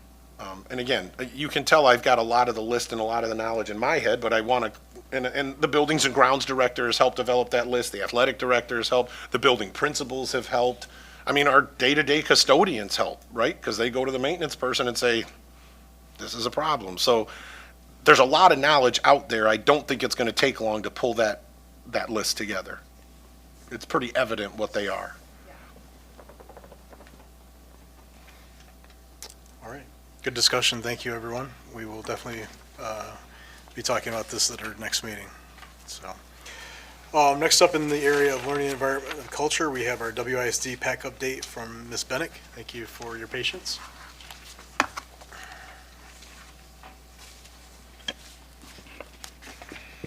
Good evening. Thank you. I have so many questions after hearing that as a community member. So it's good to have good discussion and a comprehensive outline from you. So thank you for that. Thanks for the opportunity to update you once again. It's my final update of the 2023-24 school year. I'm assuming this is miking out? Okay. Yeah. Thank you. The PAC held their last meeting on May 21st, and this meeting was mostly business. It was focused on an update from the ISD on the para boot camp enrollment numbers. This year, Milan has 7 paras enrolled to attend the boot camp, and I've reached out to a couple of TCs and to Lon Smith to encourage any para who didn't attend last year's boot camp to please sign up for that. As a reminder, the boot camp is offered 3 times this summer. It's the weeks of June 17th, June 24th, and July 22nd. This training is paid at $25 an hour, and breakfast and lunch are provided. So I really encourage our para community to take advantage of that if they did not go last year. Really valuable training. The other order of business from the ISD was to hold our discussion on a waiver request. The ISD is submitting to the State Department of Education.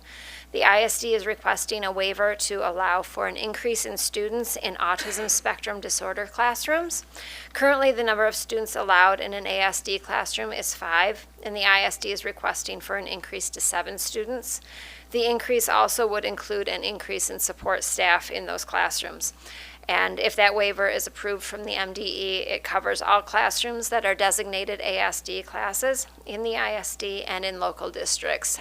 Milan does not have any designated ASD classrooms. It's just a point of information for those of you who may have kids elsewhere or work elsewhere. The waiver, if MDE approves it, it's effective for the remainder of the service delivery plan, which is 4 more years. The waiver is no longer effective once the ISD develops a new service delivery plan. The PAC plans to follow up in September with the WISD to see if they've made use of the waiver, and if so, how has it impacted students and staff. The PAC has several agenda items of its own. One update came from Naomi Norman, the WISD superintendent, on the special education millage renewal that's in November.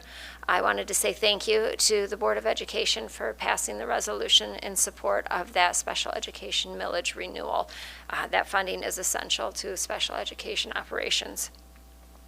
The PAC has set its schedule for the 2024-25 school year, and we have shifted to a bi-monthly meeting plan that's more in line with surrounding counties who either meet quarterly or bi-monthly themselves. So our meetings next year will be September 17th, November 19th, January 21st, March 18th, and May 20th. And we will meet from 6:30 to 8:30. Our meetings will focus on local district support, WISD updates and information, and accessing any new local resources as they become available. The PAC also held their officer nominations, and I will continue on as PAC chairperson for the next 2 years, as well as continuing on as the Milan representative. And yes, we still have space for another Milan representative, so if anybody is interested in serving the community in that way, we would welcome your participation. As a reminder, PAC members have to have a child with an IEP that attend Milan area schools, but we would welcome that. And there's less meetings, so maybe that would be an appeal for somebody to join.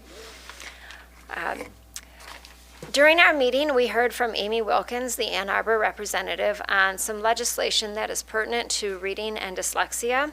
Senate Bills 567 and 568 were passed, and they were heading to the House at the time of our May meeting. These bills focus on literacy screening, training teachers with specific forms of reading instruction, and identifying students with dyslexia.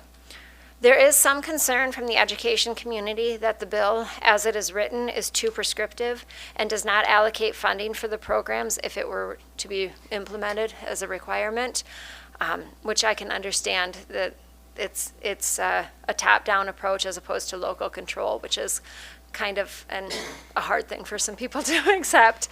But I want to take this time to really advocate for our students who struggle with reading, whether they're identified as having dyslexia or whether they simply need more support in reading.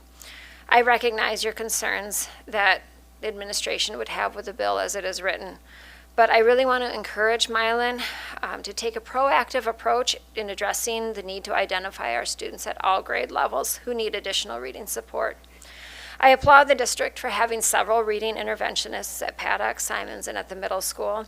And I also appreciate that the board requested that the high school retain the academic literacy program for the last school year. But my advocacy is multifaceted. I would like to see Milan have a more robust screening process to identify students who have dyslexia and a rigorous intervention plan for students who are identified as below grade reading levels. I would also like to see Milan have specific training for the middle school and high school. When I met with Lon Smith a couple weeks ago, he recalled a training program that was successful at those grade levels. It was possibly called reading apprenticeship training. He couldn't quite remember, and I didn't know. I had no kids at that time. It's what it was, okay. And the WISD also made mention of a training program for those grade levels as well. And both the WISD administrators and Lon indicated that they were really successful in terms of bringing up reading grade levels, helping our students access academic literacy. So I would really like to encourage Milan to have some form of training at the middle school and high school level to help support our students at those levels. A lot of times we focus on reading at lower elementary and even upper elementary to help them access material. But for our students who are at middle school and high school levels, they still need support as well. Considering that reading intervention has been a concern from parents brought to the board in the last couple of years, considering staff changes since the last training took place, and noting that the board requested high school support staff have training, considering the possible transition to a different academic literacy program. I respectfully ask the district and the board consider how Milan area schools can be forward-thinking in its approach to reading intervention, identifying learners who need specific reading support, and to support training our staff. Whether this legislation in Lansing passes, whether it gets rewritten, or if it goes by the wayside, we know that reading support is in the minds of parents and staff based on public comment at these meetings over the last couple of years. I advocate for those students who need more help with reading, and I hope that Milan can be a leader in supporting our struggling readers. On a similar topic, I was hoping to have a chance to talk to Mr. Shin prior to tonight's meeting, but we've played phone tag for the past week, which I get. It's finals week. It's the end of May and beginning of June. We were unable to connect.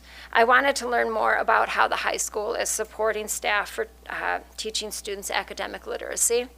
And I'm also wondering how the board is planning to follow up with last year's request to reinstate the academic literacy program and the transition to a different model in this coming year with support for staff.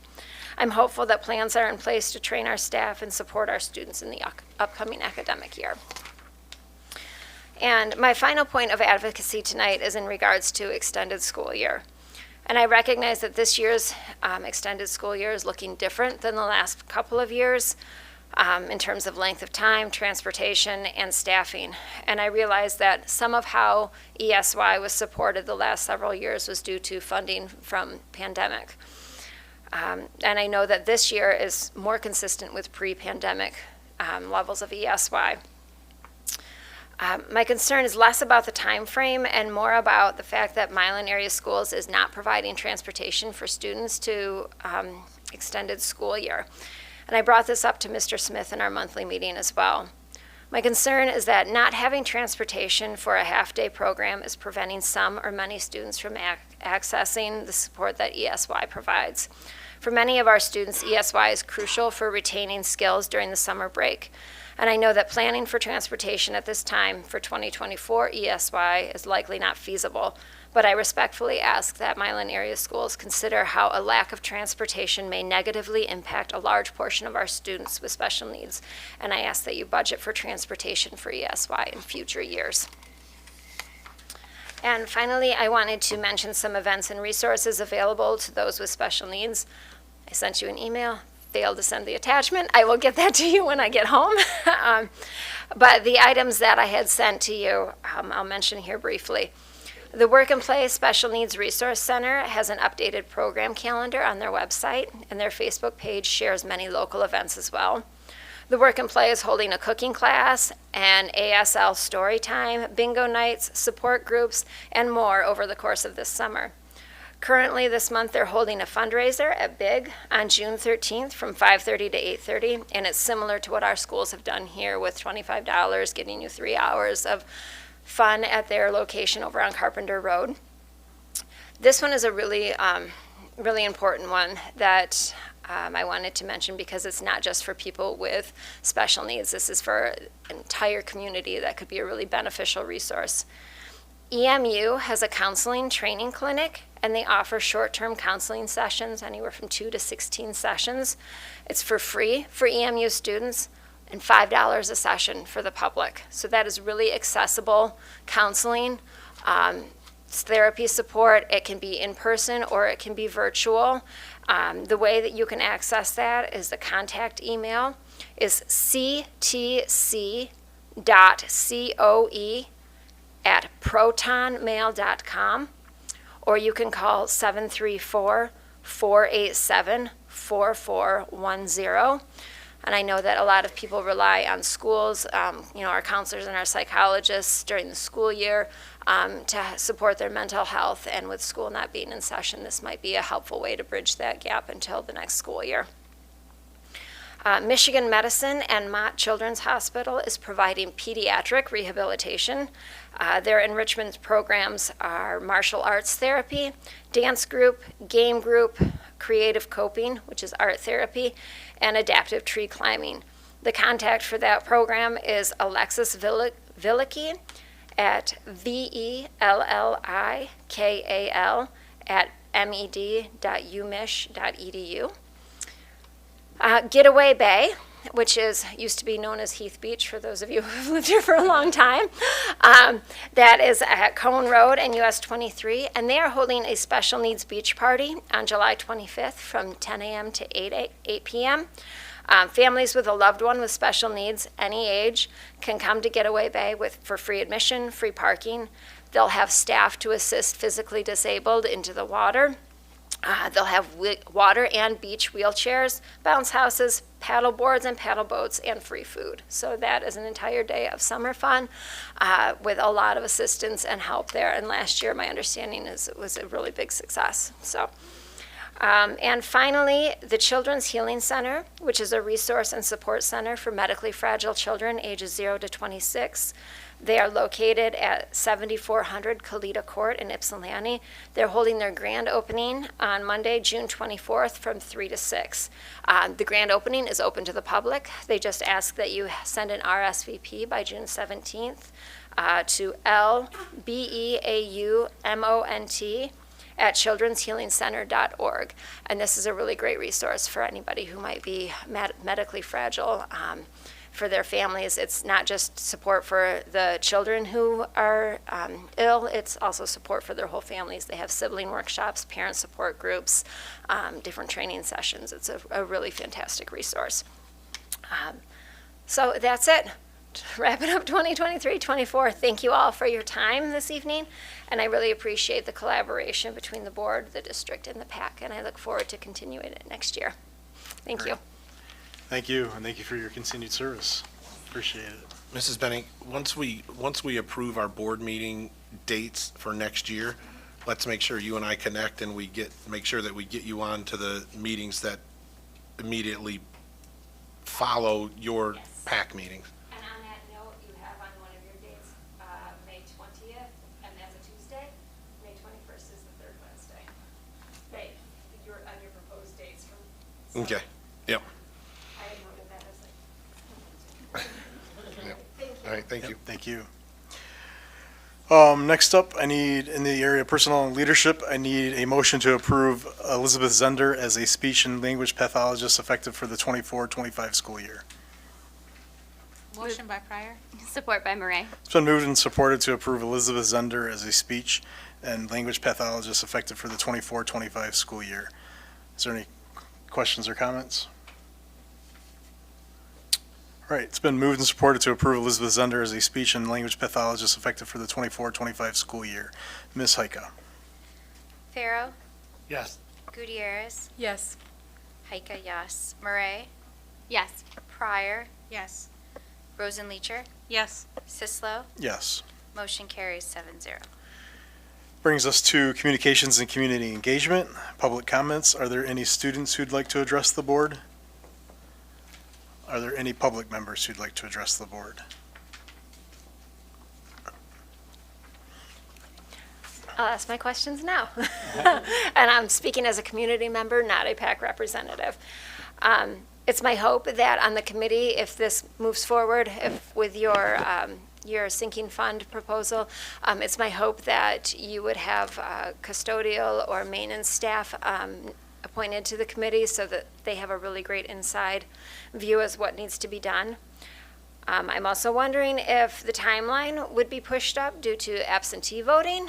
I know that there's timelines that are required by law, but considering voting can happen early in September, that might make things feel a little bit more tight on time. And I'm wondering how the board, especially considering if it's a 10-year long sinking fund proposal, there's a lot of change on the board. How are you going to ensure oversight for any type of long-term project? If you're looking at setting aside some of this money, which you indicated is legally allowed for your bigger projects, how are you going to ensure oversight of how that money is spent and utilized in the way that is initially intended? And I'm also wondering, what's the plan if this millage is, you approve it, you go through, you put it on the ballot, but it fails? So are there grant options? Are there other backup plans? Because like you indicated, the expenses are going to be there regardless of whether the millage is approved or not. So I think that it would be wise to have a plan B, so to speak. I think that's all I had. Thank you. Thank you, Ms. Bennick.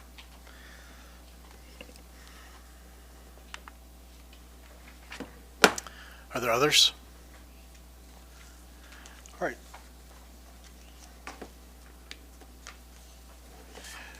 On to Assistant Superintendent comments. Mr. McMahon. Mr. Sislo, Yes. just one comment today. I just want to thank the staff, the whole staff of our district for another great year. They seem to get longer every year, but nonetheless, it was still a great year. And specifically for all the help that any one of them gave to our 2024 graduating seniors to reach the ultimate goal of graduating high school. And then additionally, I'd like to thank Mr. Shin, Ms. Kaiser, and Mrs. Barbara for an excellent event at commencement last Sunday. That's it. Thank you, Mr. McMahon. Superintendent comments. Mr. Gearbaugh. Yes, I will attempt to move through them quickly, quite a few. First, I want to reiterate, and I already put this on Facebook, Twitter, instant message, and the district website, but it is critical. I was informed by the city of Milan that Platt Road between the river and Canfield Street will be completely closed for the majority of tomorrow. There is a water main break just on the south side of the river. The city normally handles water main breaks, and when they do, they usually try to do them after school gets out, so after 4:30. This one is deep enough because the main goes under the river that they have to hire an outside company, and that outside company dictates when they're coming. This is critical because it will drastically affect travel to Simons Elementary School and Milan High School. I also asked Mr. Shin to cut and paste my message and email it to all of the high school students. Because you're basically going to have to loop around back through town and Wabash and then come down either Canfield or Redmond to get to Simons or the high school.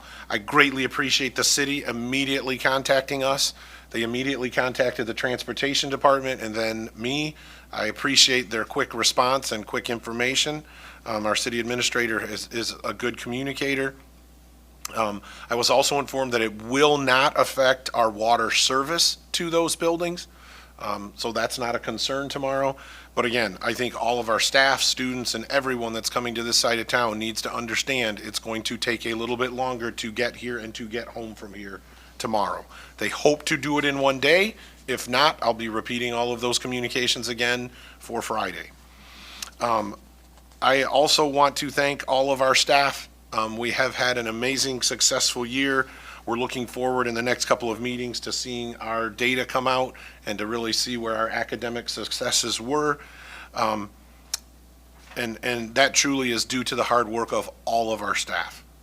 Our teachers, our parapros, our administrative assistants, our custodians, our bus drivers, our lunch staff. I mean, everyone that works for Milan area schools is involved in the education of kids. And I thank all of them, and I hope that they are able to enjoy their summer after 2 more days of working with our most critical resource, our students. I also want to reiterate that graduation on Sunday was an amazing ceremony. I want to thank our student speakers, Mr. Kraft, the band, the high school choir, and everyone else involved in making the ceremony special for our graduating seniors. Congratulations to, and I apologize if I don't say these names perfectly, Ava Postalka, Eric Severtson, and William Publiski for winning 3rd place in the Student Cam 2024 documentary 2AI or Not 2AI, The Workplace Dilemma. For those that remember, we used to have multiple winners in the Student Cam when the MCIS program was running. But just because the MCIS isn't still running in the same fashion, we still have teachers and students that are supporting this program. And again, to have a district our size in a state or in a national competition take 3rd prize is pretty impressive. Milan Senior Honors Night, which is one of my favorite nights, allows our district to recognize numerous accomplishments of our seniors. I just want to congratulate all of our department award winners, scholarship recipients, honor students, and athletic award winners. It's just what my soul needs that time of year, is to go to an event like that and just see all of the incredible successes of our seniors. It really is impressive. The choir concert on Thursday was a wonderful success. Congratulations to our choir students and Mrs. Powell. The adult education graduation ceremony on May 28th was very nice. I appreciate that we had a large board turnout, and I think our staff and students truly appreciate that. It was great to see those individuals getting a high school diploma and several looking at moving on to post-high school education, and just a wonderful ceremony, and thank you to Miss Connie Cox for arranging that. The senior walk at Paddock, which is something we started up several years ago, was held on Thursday, May 30th. It is just such a neat event when you see how excited the Paddock staff, the Paddock students, the graduates, everybody gets to see that event. And it really does give our youngest learners in the district some inspiration to see our graduates in their caps and gowns and see what they are looking forward to 10 to 12 years down the road. The GSRP and Paddock preschool classroom celebrated their 4-year-old graduation ceremonies on this Monday and also tonight, right before this meeting. The students and families truly appreciate the educational beginning that we provide those students. And we look forward to having those students back next year as young 5s and kindergarten students. And I said this when I spoke at the Monday ceremony, all of our graduations in the district have a different feel. You know, we have preschool graduation, 5th grade, 8th grade, several high school, adult ed. You just got to go with the fact that the 4-year-olds are the cutest group of graduates. I mean, you just can't deny it.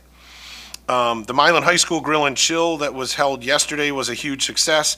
I just want to thank everyone in the community and on the board and everyone that showed up to help grill and package and serve the hot dogs to our students.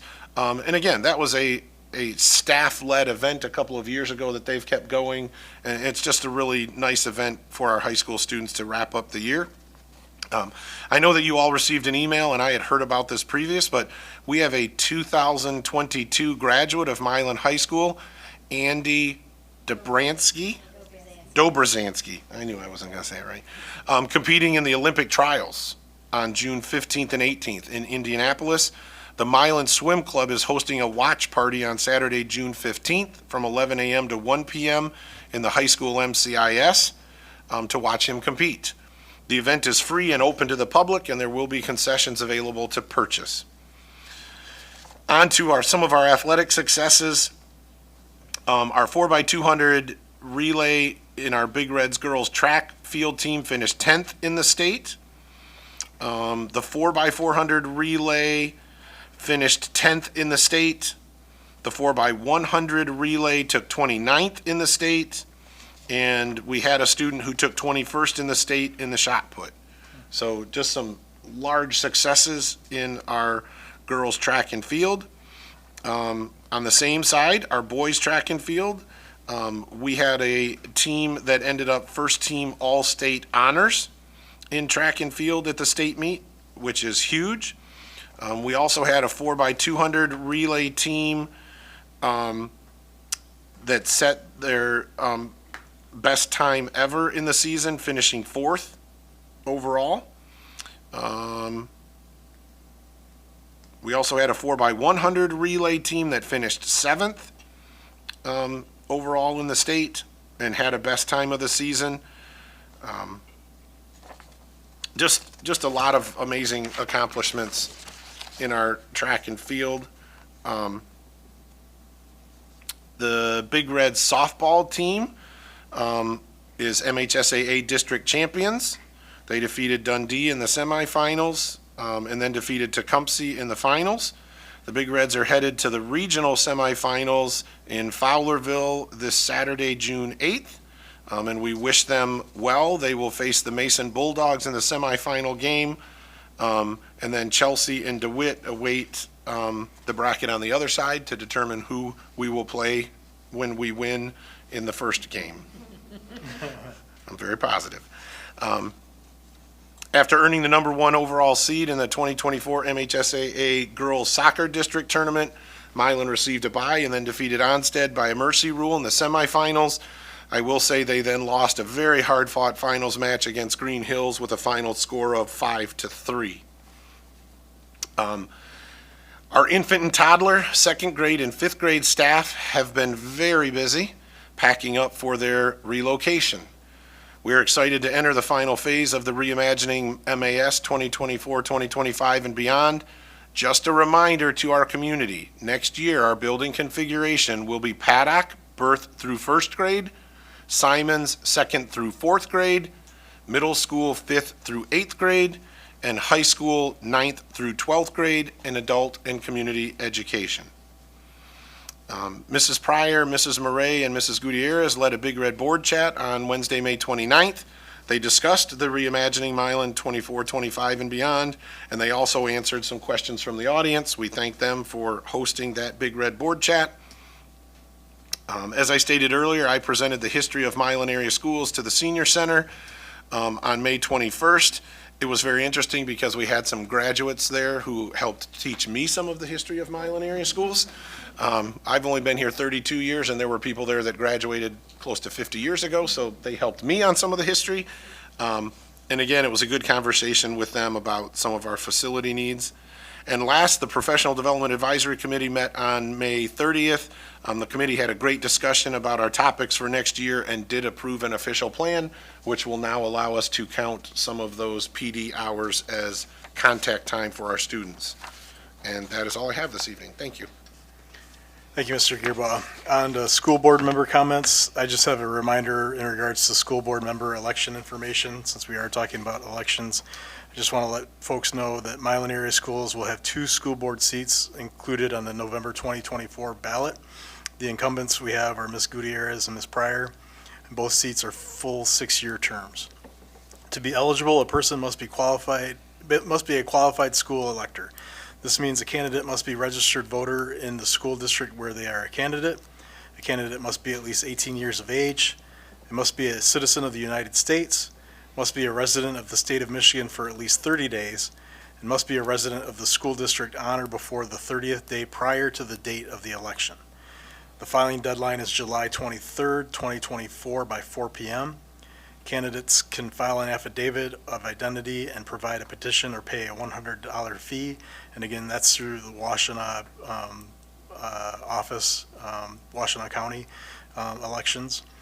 And then the Michigan Association of School Boards, MASB, has a candidates guide for school board elections available on their website at www.masb.org.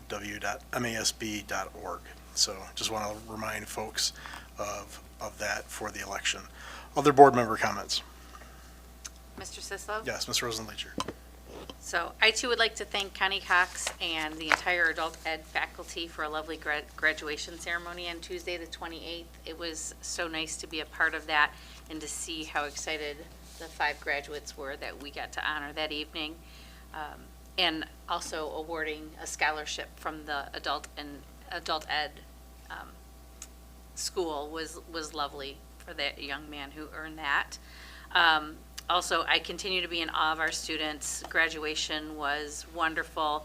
Thanks to Mr. Shin, the high school administration and faculty for continuing to put on such a great event for our kids. And to see how much our students care for and support one another, it is just the most amazing thing. And it makes me very proud to be able to stand on that stage with them and honor them in that way. Congratulations to all of our retirees. What a long history that they've had. I'm so excited for them as they embark on this next chapter of their lives. And I finally want to wish all of our staff, students, and families a fun, restful, and safe summer. And just a reminder to all of our students to keep reading so that way we don't fall back on those reading skills. Take care. Thank you, Ms. Rosenleacher. Others? Mr. Farrow. Just quickly, I want to wish the staff and students a great summer, and hope you enjoy your time off. I want to echo the comments about graduation. Obviously, I had a child that graduated. It was just a tremendous ceremony. Mr. Kraft was an excellent speaker, very impactful. Mr. Shin and Mr. Gearbaugh also gave very impactful speeches and discussions. I just want to speak as a parent now. My child received excellent education from Milan area schools. Many of you know that we moved here for the schools, and I'm very proud that we did. Our teachers, our staff, our administrators are first class, and I feel like my child is very prepared for the next step in her education. So I also want to thank Cassie Pryor. I was not able to go to the paddock event.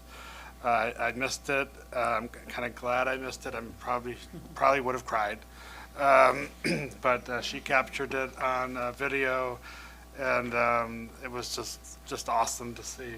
So I generally miss the graduations. For those that don't know, because of my job, I generally miss graduation.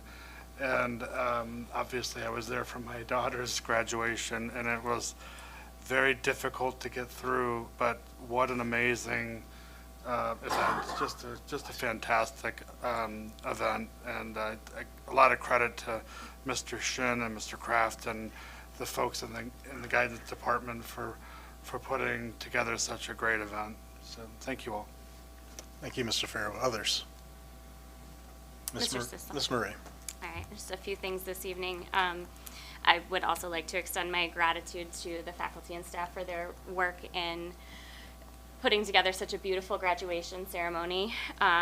This one was particularly impactful for me because they were my first students that I had in Milan area schools. The 2017-18 school year was my first year teaching in this wonderful district, and so those are my first Milan babies that are now graduates of Milan area schools. So that's about all I'm going to say at this moment. Otherwise, I will get emotional again as I was on stage. So I'm just going to close this comment by saying we should also have tissues. So the mints and water were lovely, but for the next 4 years, I'm going to also need tissues. So yes, congratulations again to all of our graduates. I'm just incredibly proud of them. And just on top of that, thank you very, very much to all of our staff and faculty again for your dedication to the education of our students here in a wonderful district. We have a truly special community, and doesn't mean we're perfect, that we weren't without our challenges this school year, but when I think to reflect on those challenges that we have faced this school year and in previous ones too, what I think is true of our community is that we weather them together and mindfully with our students at the center. So I just appreciate that continues to be true, and want to wish all of our staff and faculty and students an amazing and safe summer.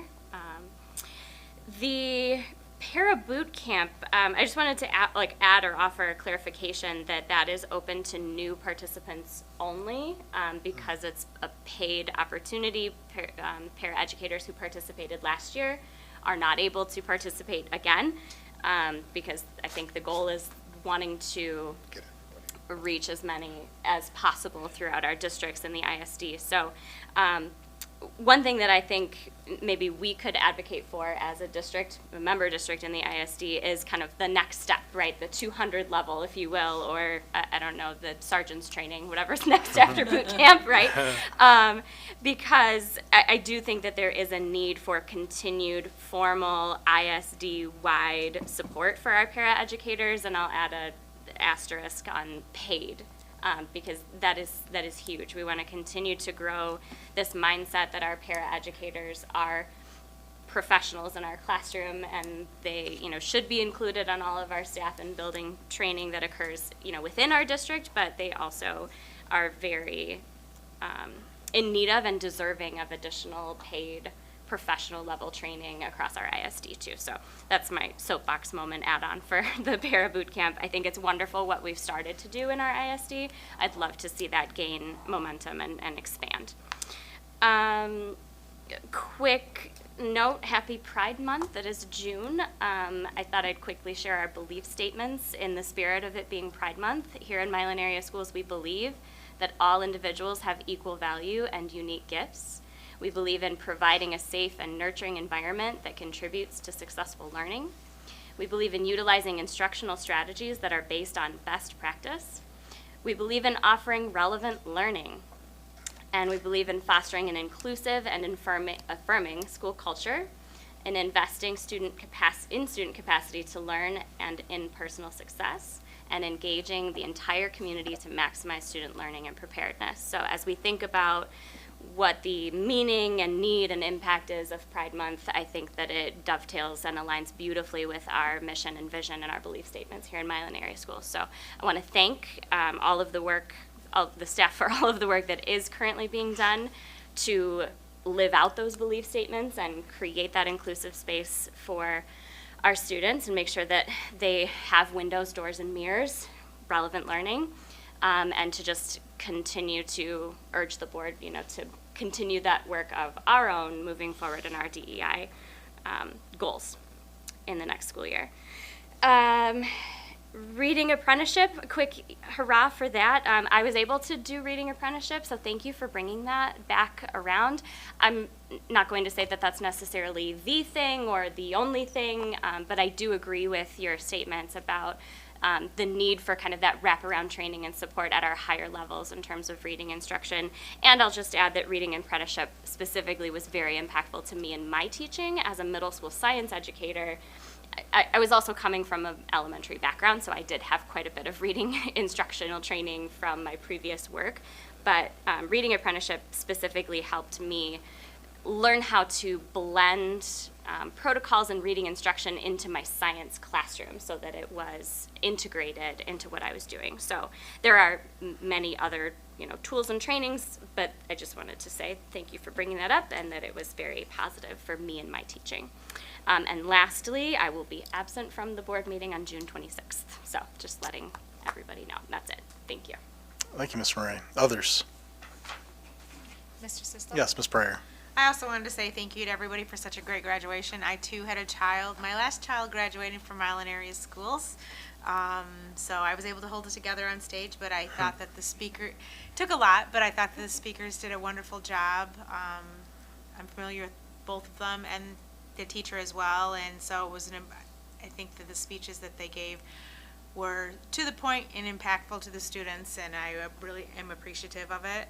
I really enjoyed the conversation we had at the Big Red Board Chat.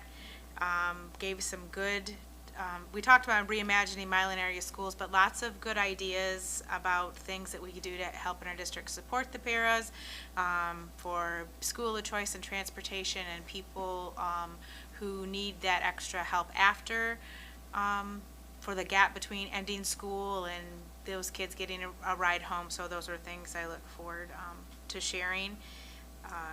I also want to say thank you to someone that I see throughout the year advertise a lot of stuff on Facebook, not just for the Sunshine Club, but also for the Swim Club. She's a big advocate in our town, and I learned a lot of things that go on in school from her, Mrs. Gill. So I wanted to say thank you to Mrs. Gill for all of the things that she does. I'm sure there's others that help her, but I see her name and presence most often, and trying to really advocate for programs for our teachers and staff to support them and to say thank you and things for our students. So I want to say thank you to her, and for everyone, have a good summer and come back well rested and ready to go next fall. Thank you, Ms. Pryor. Others? Ms. Gutierrez. Mr. Sislov, thank you. I'll jump on the graduation praise wagon because it was really a lovely ceremony. I would like to also add, however, that I'd like to commend whoever it was the music, chose the music for it. I thought it was excellent. Sarah and I were singing under our breath for most of the ceremony, but a particularly lovely aspect of it was that many of the students who were graduating were in the Mamma Mia show last year.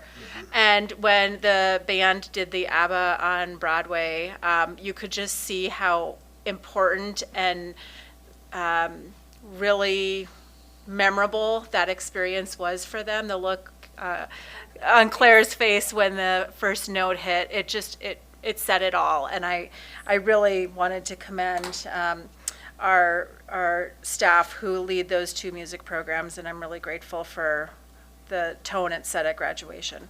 Also, the adult ed graduation was very lovely, and I appreciate Connie Cox and her team for leading that. We do have two more graduation-esque events coming up tomorrow. We have 8th grade recognition night, and then 5th grade celebration. So congratulations to all of those students and our littlest. I should start going to the paddock graduation. That might just be good for my soul every year now that I've aged out of being a mom of that program. As Cassie and Mrs. Murray mentioned, we had a Big Red Board chat. We had 4 attendees, so not a huge turnout, but a very robust and participatory turnout. I thought we had great conversation. We were there actually after our kind of closing time because I think the conversation was so wonderful. As was mentioned, we did talk quite a bit about the importance of ongoing para-specific paid training for those staff members. How robust and valuable that was for our paras who did the boot camp last year. Sounds like we have 7 scheduled for this year. And to continue having that be a priority for our district, as well as across the ISD. I think that's really quite critical. We also had a couple of parents who shared kind of questions about what an aftercare might look like for those 4th graders going to be 5th graders going into the middle school, and whether they might be able to walk over to Paddock for like aftercare. So just I wanted to put that on your radar, Mr. Gearbaugh, if that hadn't been just yet. The last couple days, there have been so many activities going on across the district. I've been in 3 buildings in the last 2 days. I first was put to work by Mrs. Gill and Mrs. Mahaney rolling hot dogs for the grill and chill. That was really fun. Then headed over to Simon's. They had a wonderful field day, and if you haven't seen the video of the Simon staff in inflatable costumes racing around the field, I'll share it with you. My spouse was in a child-sized blue dinosaur costume, which was just a memory I will never forget. but there were also T-Rexes, and the Kool-Aid Man was there, and our students just loved it. The bleachers were filled with the students cheering and hooting and hollering, and it was so joyous. It just made me so grateful that that the whole day was just really wonderful for those students. And then today was the color run at Milan Middle School. And so I've been looking at my hands. They're a little bit tinged with different colors, but also the rain held out, so that didn't turn into a chalky, wonderful mess. But the students, it's really such a cool event because it's well suited to that age group. They really had a good time and then had some time to be outdoors with other things. And so I really appreciate all of the staff for making those fun events. I know that change to a normal day is sometimes a hurdle, but also to the students who really were very respectful and really made sure that it was a good event for all. Again, congratulations to our retirees. I wish them nothing but the best, and I'm so grateful for all of their service to the district. And just really want to wish everyone a wonderful summer, a restful summer, a safe summer, and we are already thinking about fall. So thank you. Thank you. Others? Mr. Ms. Heiko. First, I want to thank our high school staff that participated in the exam cram. I think it was Sunday, Monday night. My days are all jacked up. I really appreciate all of them that took time out of their private lives to come and help our students get ready for their exams. I think knowing how to study is an important skill that, our kids are going to need moving forward. And so I appreciate that. And I also appreciate the kids that showed up to get that help, because I know it's not always easy to ask for help. So I appreciate them. When I saw the pictures online of how many kids were all sitting there studying together, it really made me happy. And also thank you to our community members, because there were several community members that donated snacks and things. So the kids also got some food while they were studying, which is always, kids and food always go hand in hand. So thank you to everyone that did that. I want to thank all of our retiring teachers and staff for all their service to our students. I saw Mr. Evans in the parking lot on my way in. Miss Stover taught all three of my kids in preschool, and so they're just such gems to our district and our community, and they're going to be missed deeply.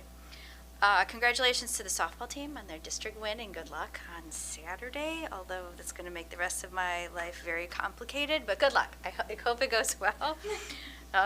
But these girls are a force. I mean, they really are, and it's just amazing to me, because some of them have been playing, most of them in their different age brackets have been playing together. I've been posting pictures that pop up in my memories of, some of the girls that were playing together when they were like 8. One of the other girls' parents was one of Jenny's first coaches, and so it's just nice to see this whole community come together and to see what everyone has accomplished through all their hard work over the last few years. I want to make one more point on the Science Seeking Fund. I know we talked primarily about the need for this fund to maintain our facilities, but I also think that we need to think about this fund in terms of helping us maintain our competitiveness within the area. As Mr. Gearbaugh said, we're one of the few districts that don't already have a site sinking fund, which means the districts that do have them have more resources in their general fund to pay teachers, to pay, for curriculum, for everything else. And so when it comes to teacher pay, parapro pay, being able to offset the general budget with these monies will be very helpful in helping us become even more competitive in the area. But then also, and I know I tried to focus away from athletics, but the reality is that parents and kids, when they're looking for districts, they do look at those things. Mm-hmm. And if you travel to other communities in this area, they have made a significant investment in their athletic fields and in their buildings and things, but it's the fields you see. We were at Tecumseh last Saturday for the district tournament, and those fields are unbelievable. And you go to airport, Huron, they all are just incredible they just have incredible facilities.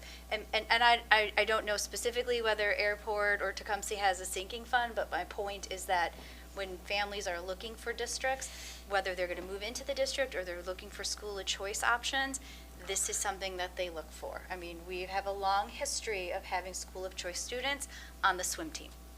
We have a long history of that. So it's just going to help us remain competitive in the communities as well. I want to congratulate all of our adult education graduates, and I apologize for missing your big day. I had a family obligation, but we're very proud of you too. That is quite an accomplishment, and I'm so excited for what all of your futures hold. And I also want to thank everyone for the wonderful graduation on Sunday. We were trying to add up, I was talking to some of the staff, and I think this was like my 10th or 11th one. They're all very unique, but it's always what always strikes me is just the immense pride that every student has, and then just the pride and excitement of all of their people that are there to see them. It's just, you could just tell so many people had so much input into what was happening that day, and it's just amazing. It's overwhelming, and it's amazing. And congratulations to Tom and Cassie, because you guys kept it together a lot better than I did last year. And you know, but it is getting to the point now where I know many more of the graduates, and I've known some of them since they were very little, and it's just very exciting, and it's getting more and more exciting. So congratulations to all of them and their families. That's it. Excellent. All right, I will just say ditto, ditto, ditto, ditto. That's what I'm going to put in the minutes. But truly, the board cannot express our thanks to everyone who's associated with Milan area schools, from staff, administration, the students, the parents, and the community. We owe a deep gratitude to everybody that's involved with Milan area schools, and we appreciate what everyone does to keep Milan going. So. Any other comments or questions? Yeah, Can I Ms. say one Guyarz. more thing, Sure. Mr. Sislo? I'm sorry, I forgot to mention it earlier. Last week, the Milan Middle School had their Amazing Shake, which I've never heard of until I had a 7th grader, but it's an event where students go around and demonstrate some of their soft skills, so a handshake, interviewing skills. I'm very proud to say folding laundry. My son now asked to study beforehand, and I was like, well, I'm more than happy to school you on this. But the really beautiful thing about that event was not only our students demonstrating those skills, but the adults and high schoolers that were there helping out at that event. So not just parents, but the staff. Many of our high schoolers, I would say there were probably 10 or 15 high schoolers there who were helping out at that event, as well as some of our former staff who have gone on to other districts as well. And so I was so impressed that this connection to the district really never ends. And I think Tom mentioned how special of a place this is, and that support to spend a day working with these students on things like folding laundry and calculating a tip and making sure our students are going into the world not just with the academic skills, but also with the life skills and the soft skills that are really needed as they continue their growth and development. So thank you to all of those adults that were there as well. Thank you. Mr. Gearbaugh. Just quickly, one thing, if we do have families from the Big Red Board Chat that do want to know about after-school childcare, they can call 439-5159. I do believe the last I spoke, they do have a plan for after-school childcare for 5th graders. They're not quite sure yet, it depends on how many they get, as to whether they're just going to house a room at the middle school or if they are going to have them go over to Paddock. But if they call 5159, they'll be able to speak with that program and find out all the details. Cool. Thank you all. Now on to other old or new business. I need a motion to enter into closed session pursuant to Section 81C of the Michigan Open Meetings Act for negotiation strategies and pursuant to Section 81H of the Michigan Open Meetings Act for the purpose of attorney-client privilege communication. Moved by Heike.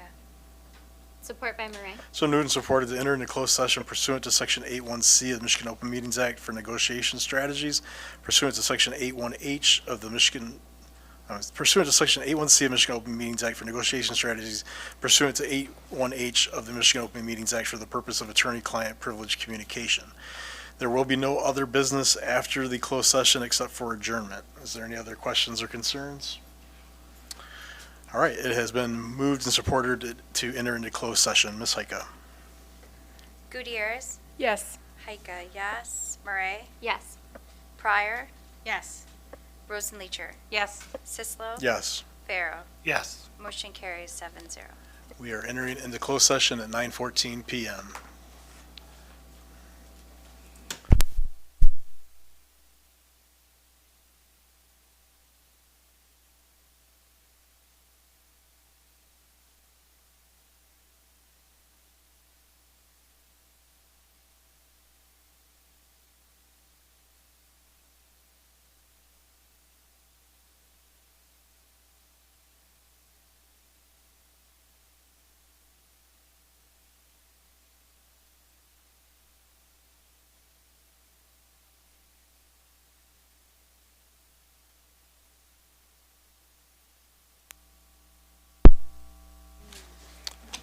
All right, we are returning to open session at 11:34 PM, and we are adjourning at 11:34 PM.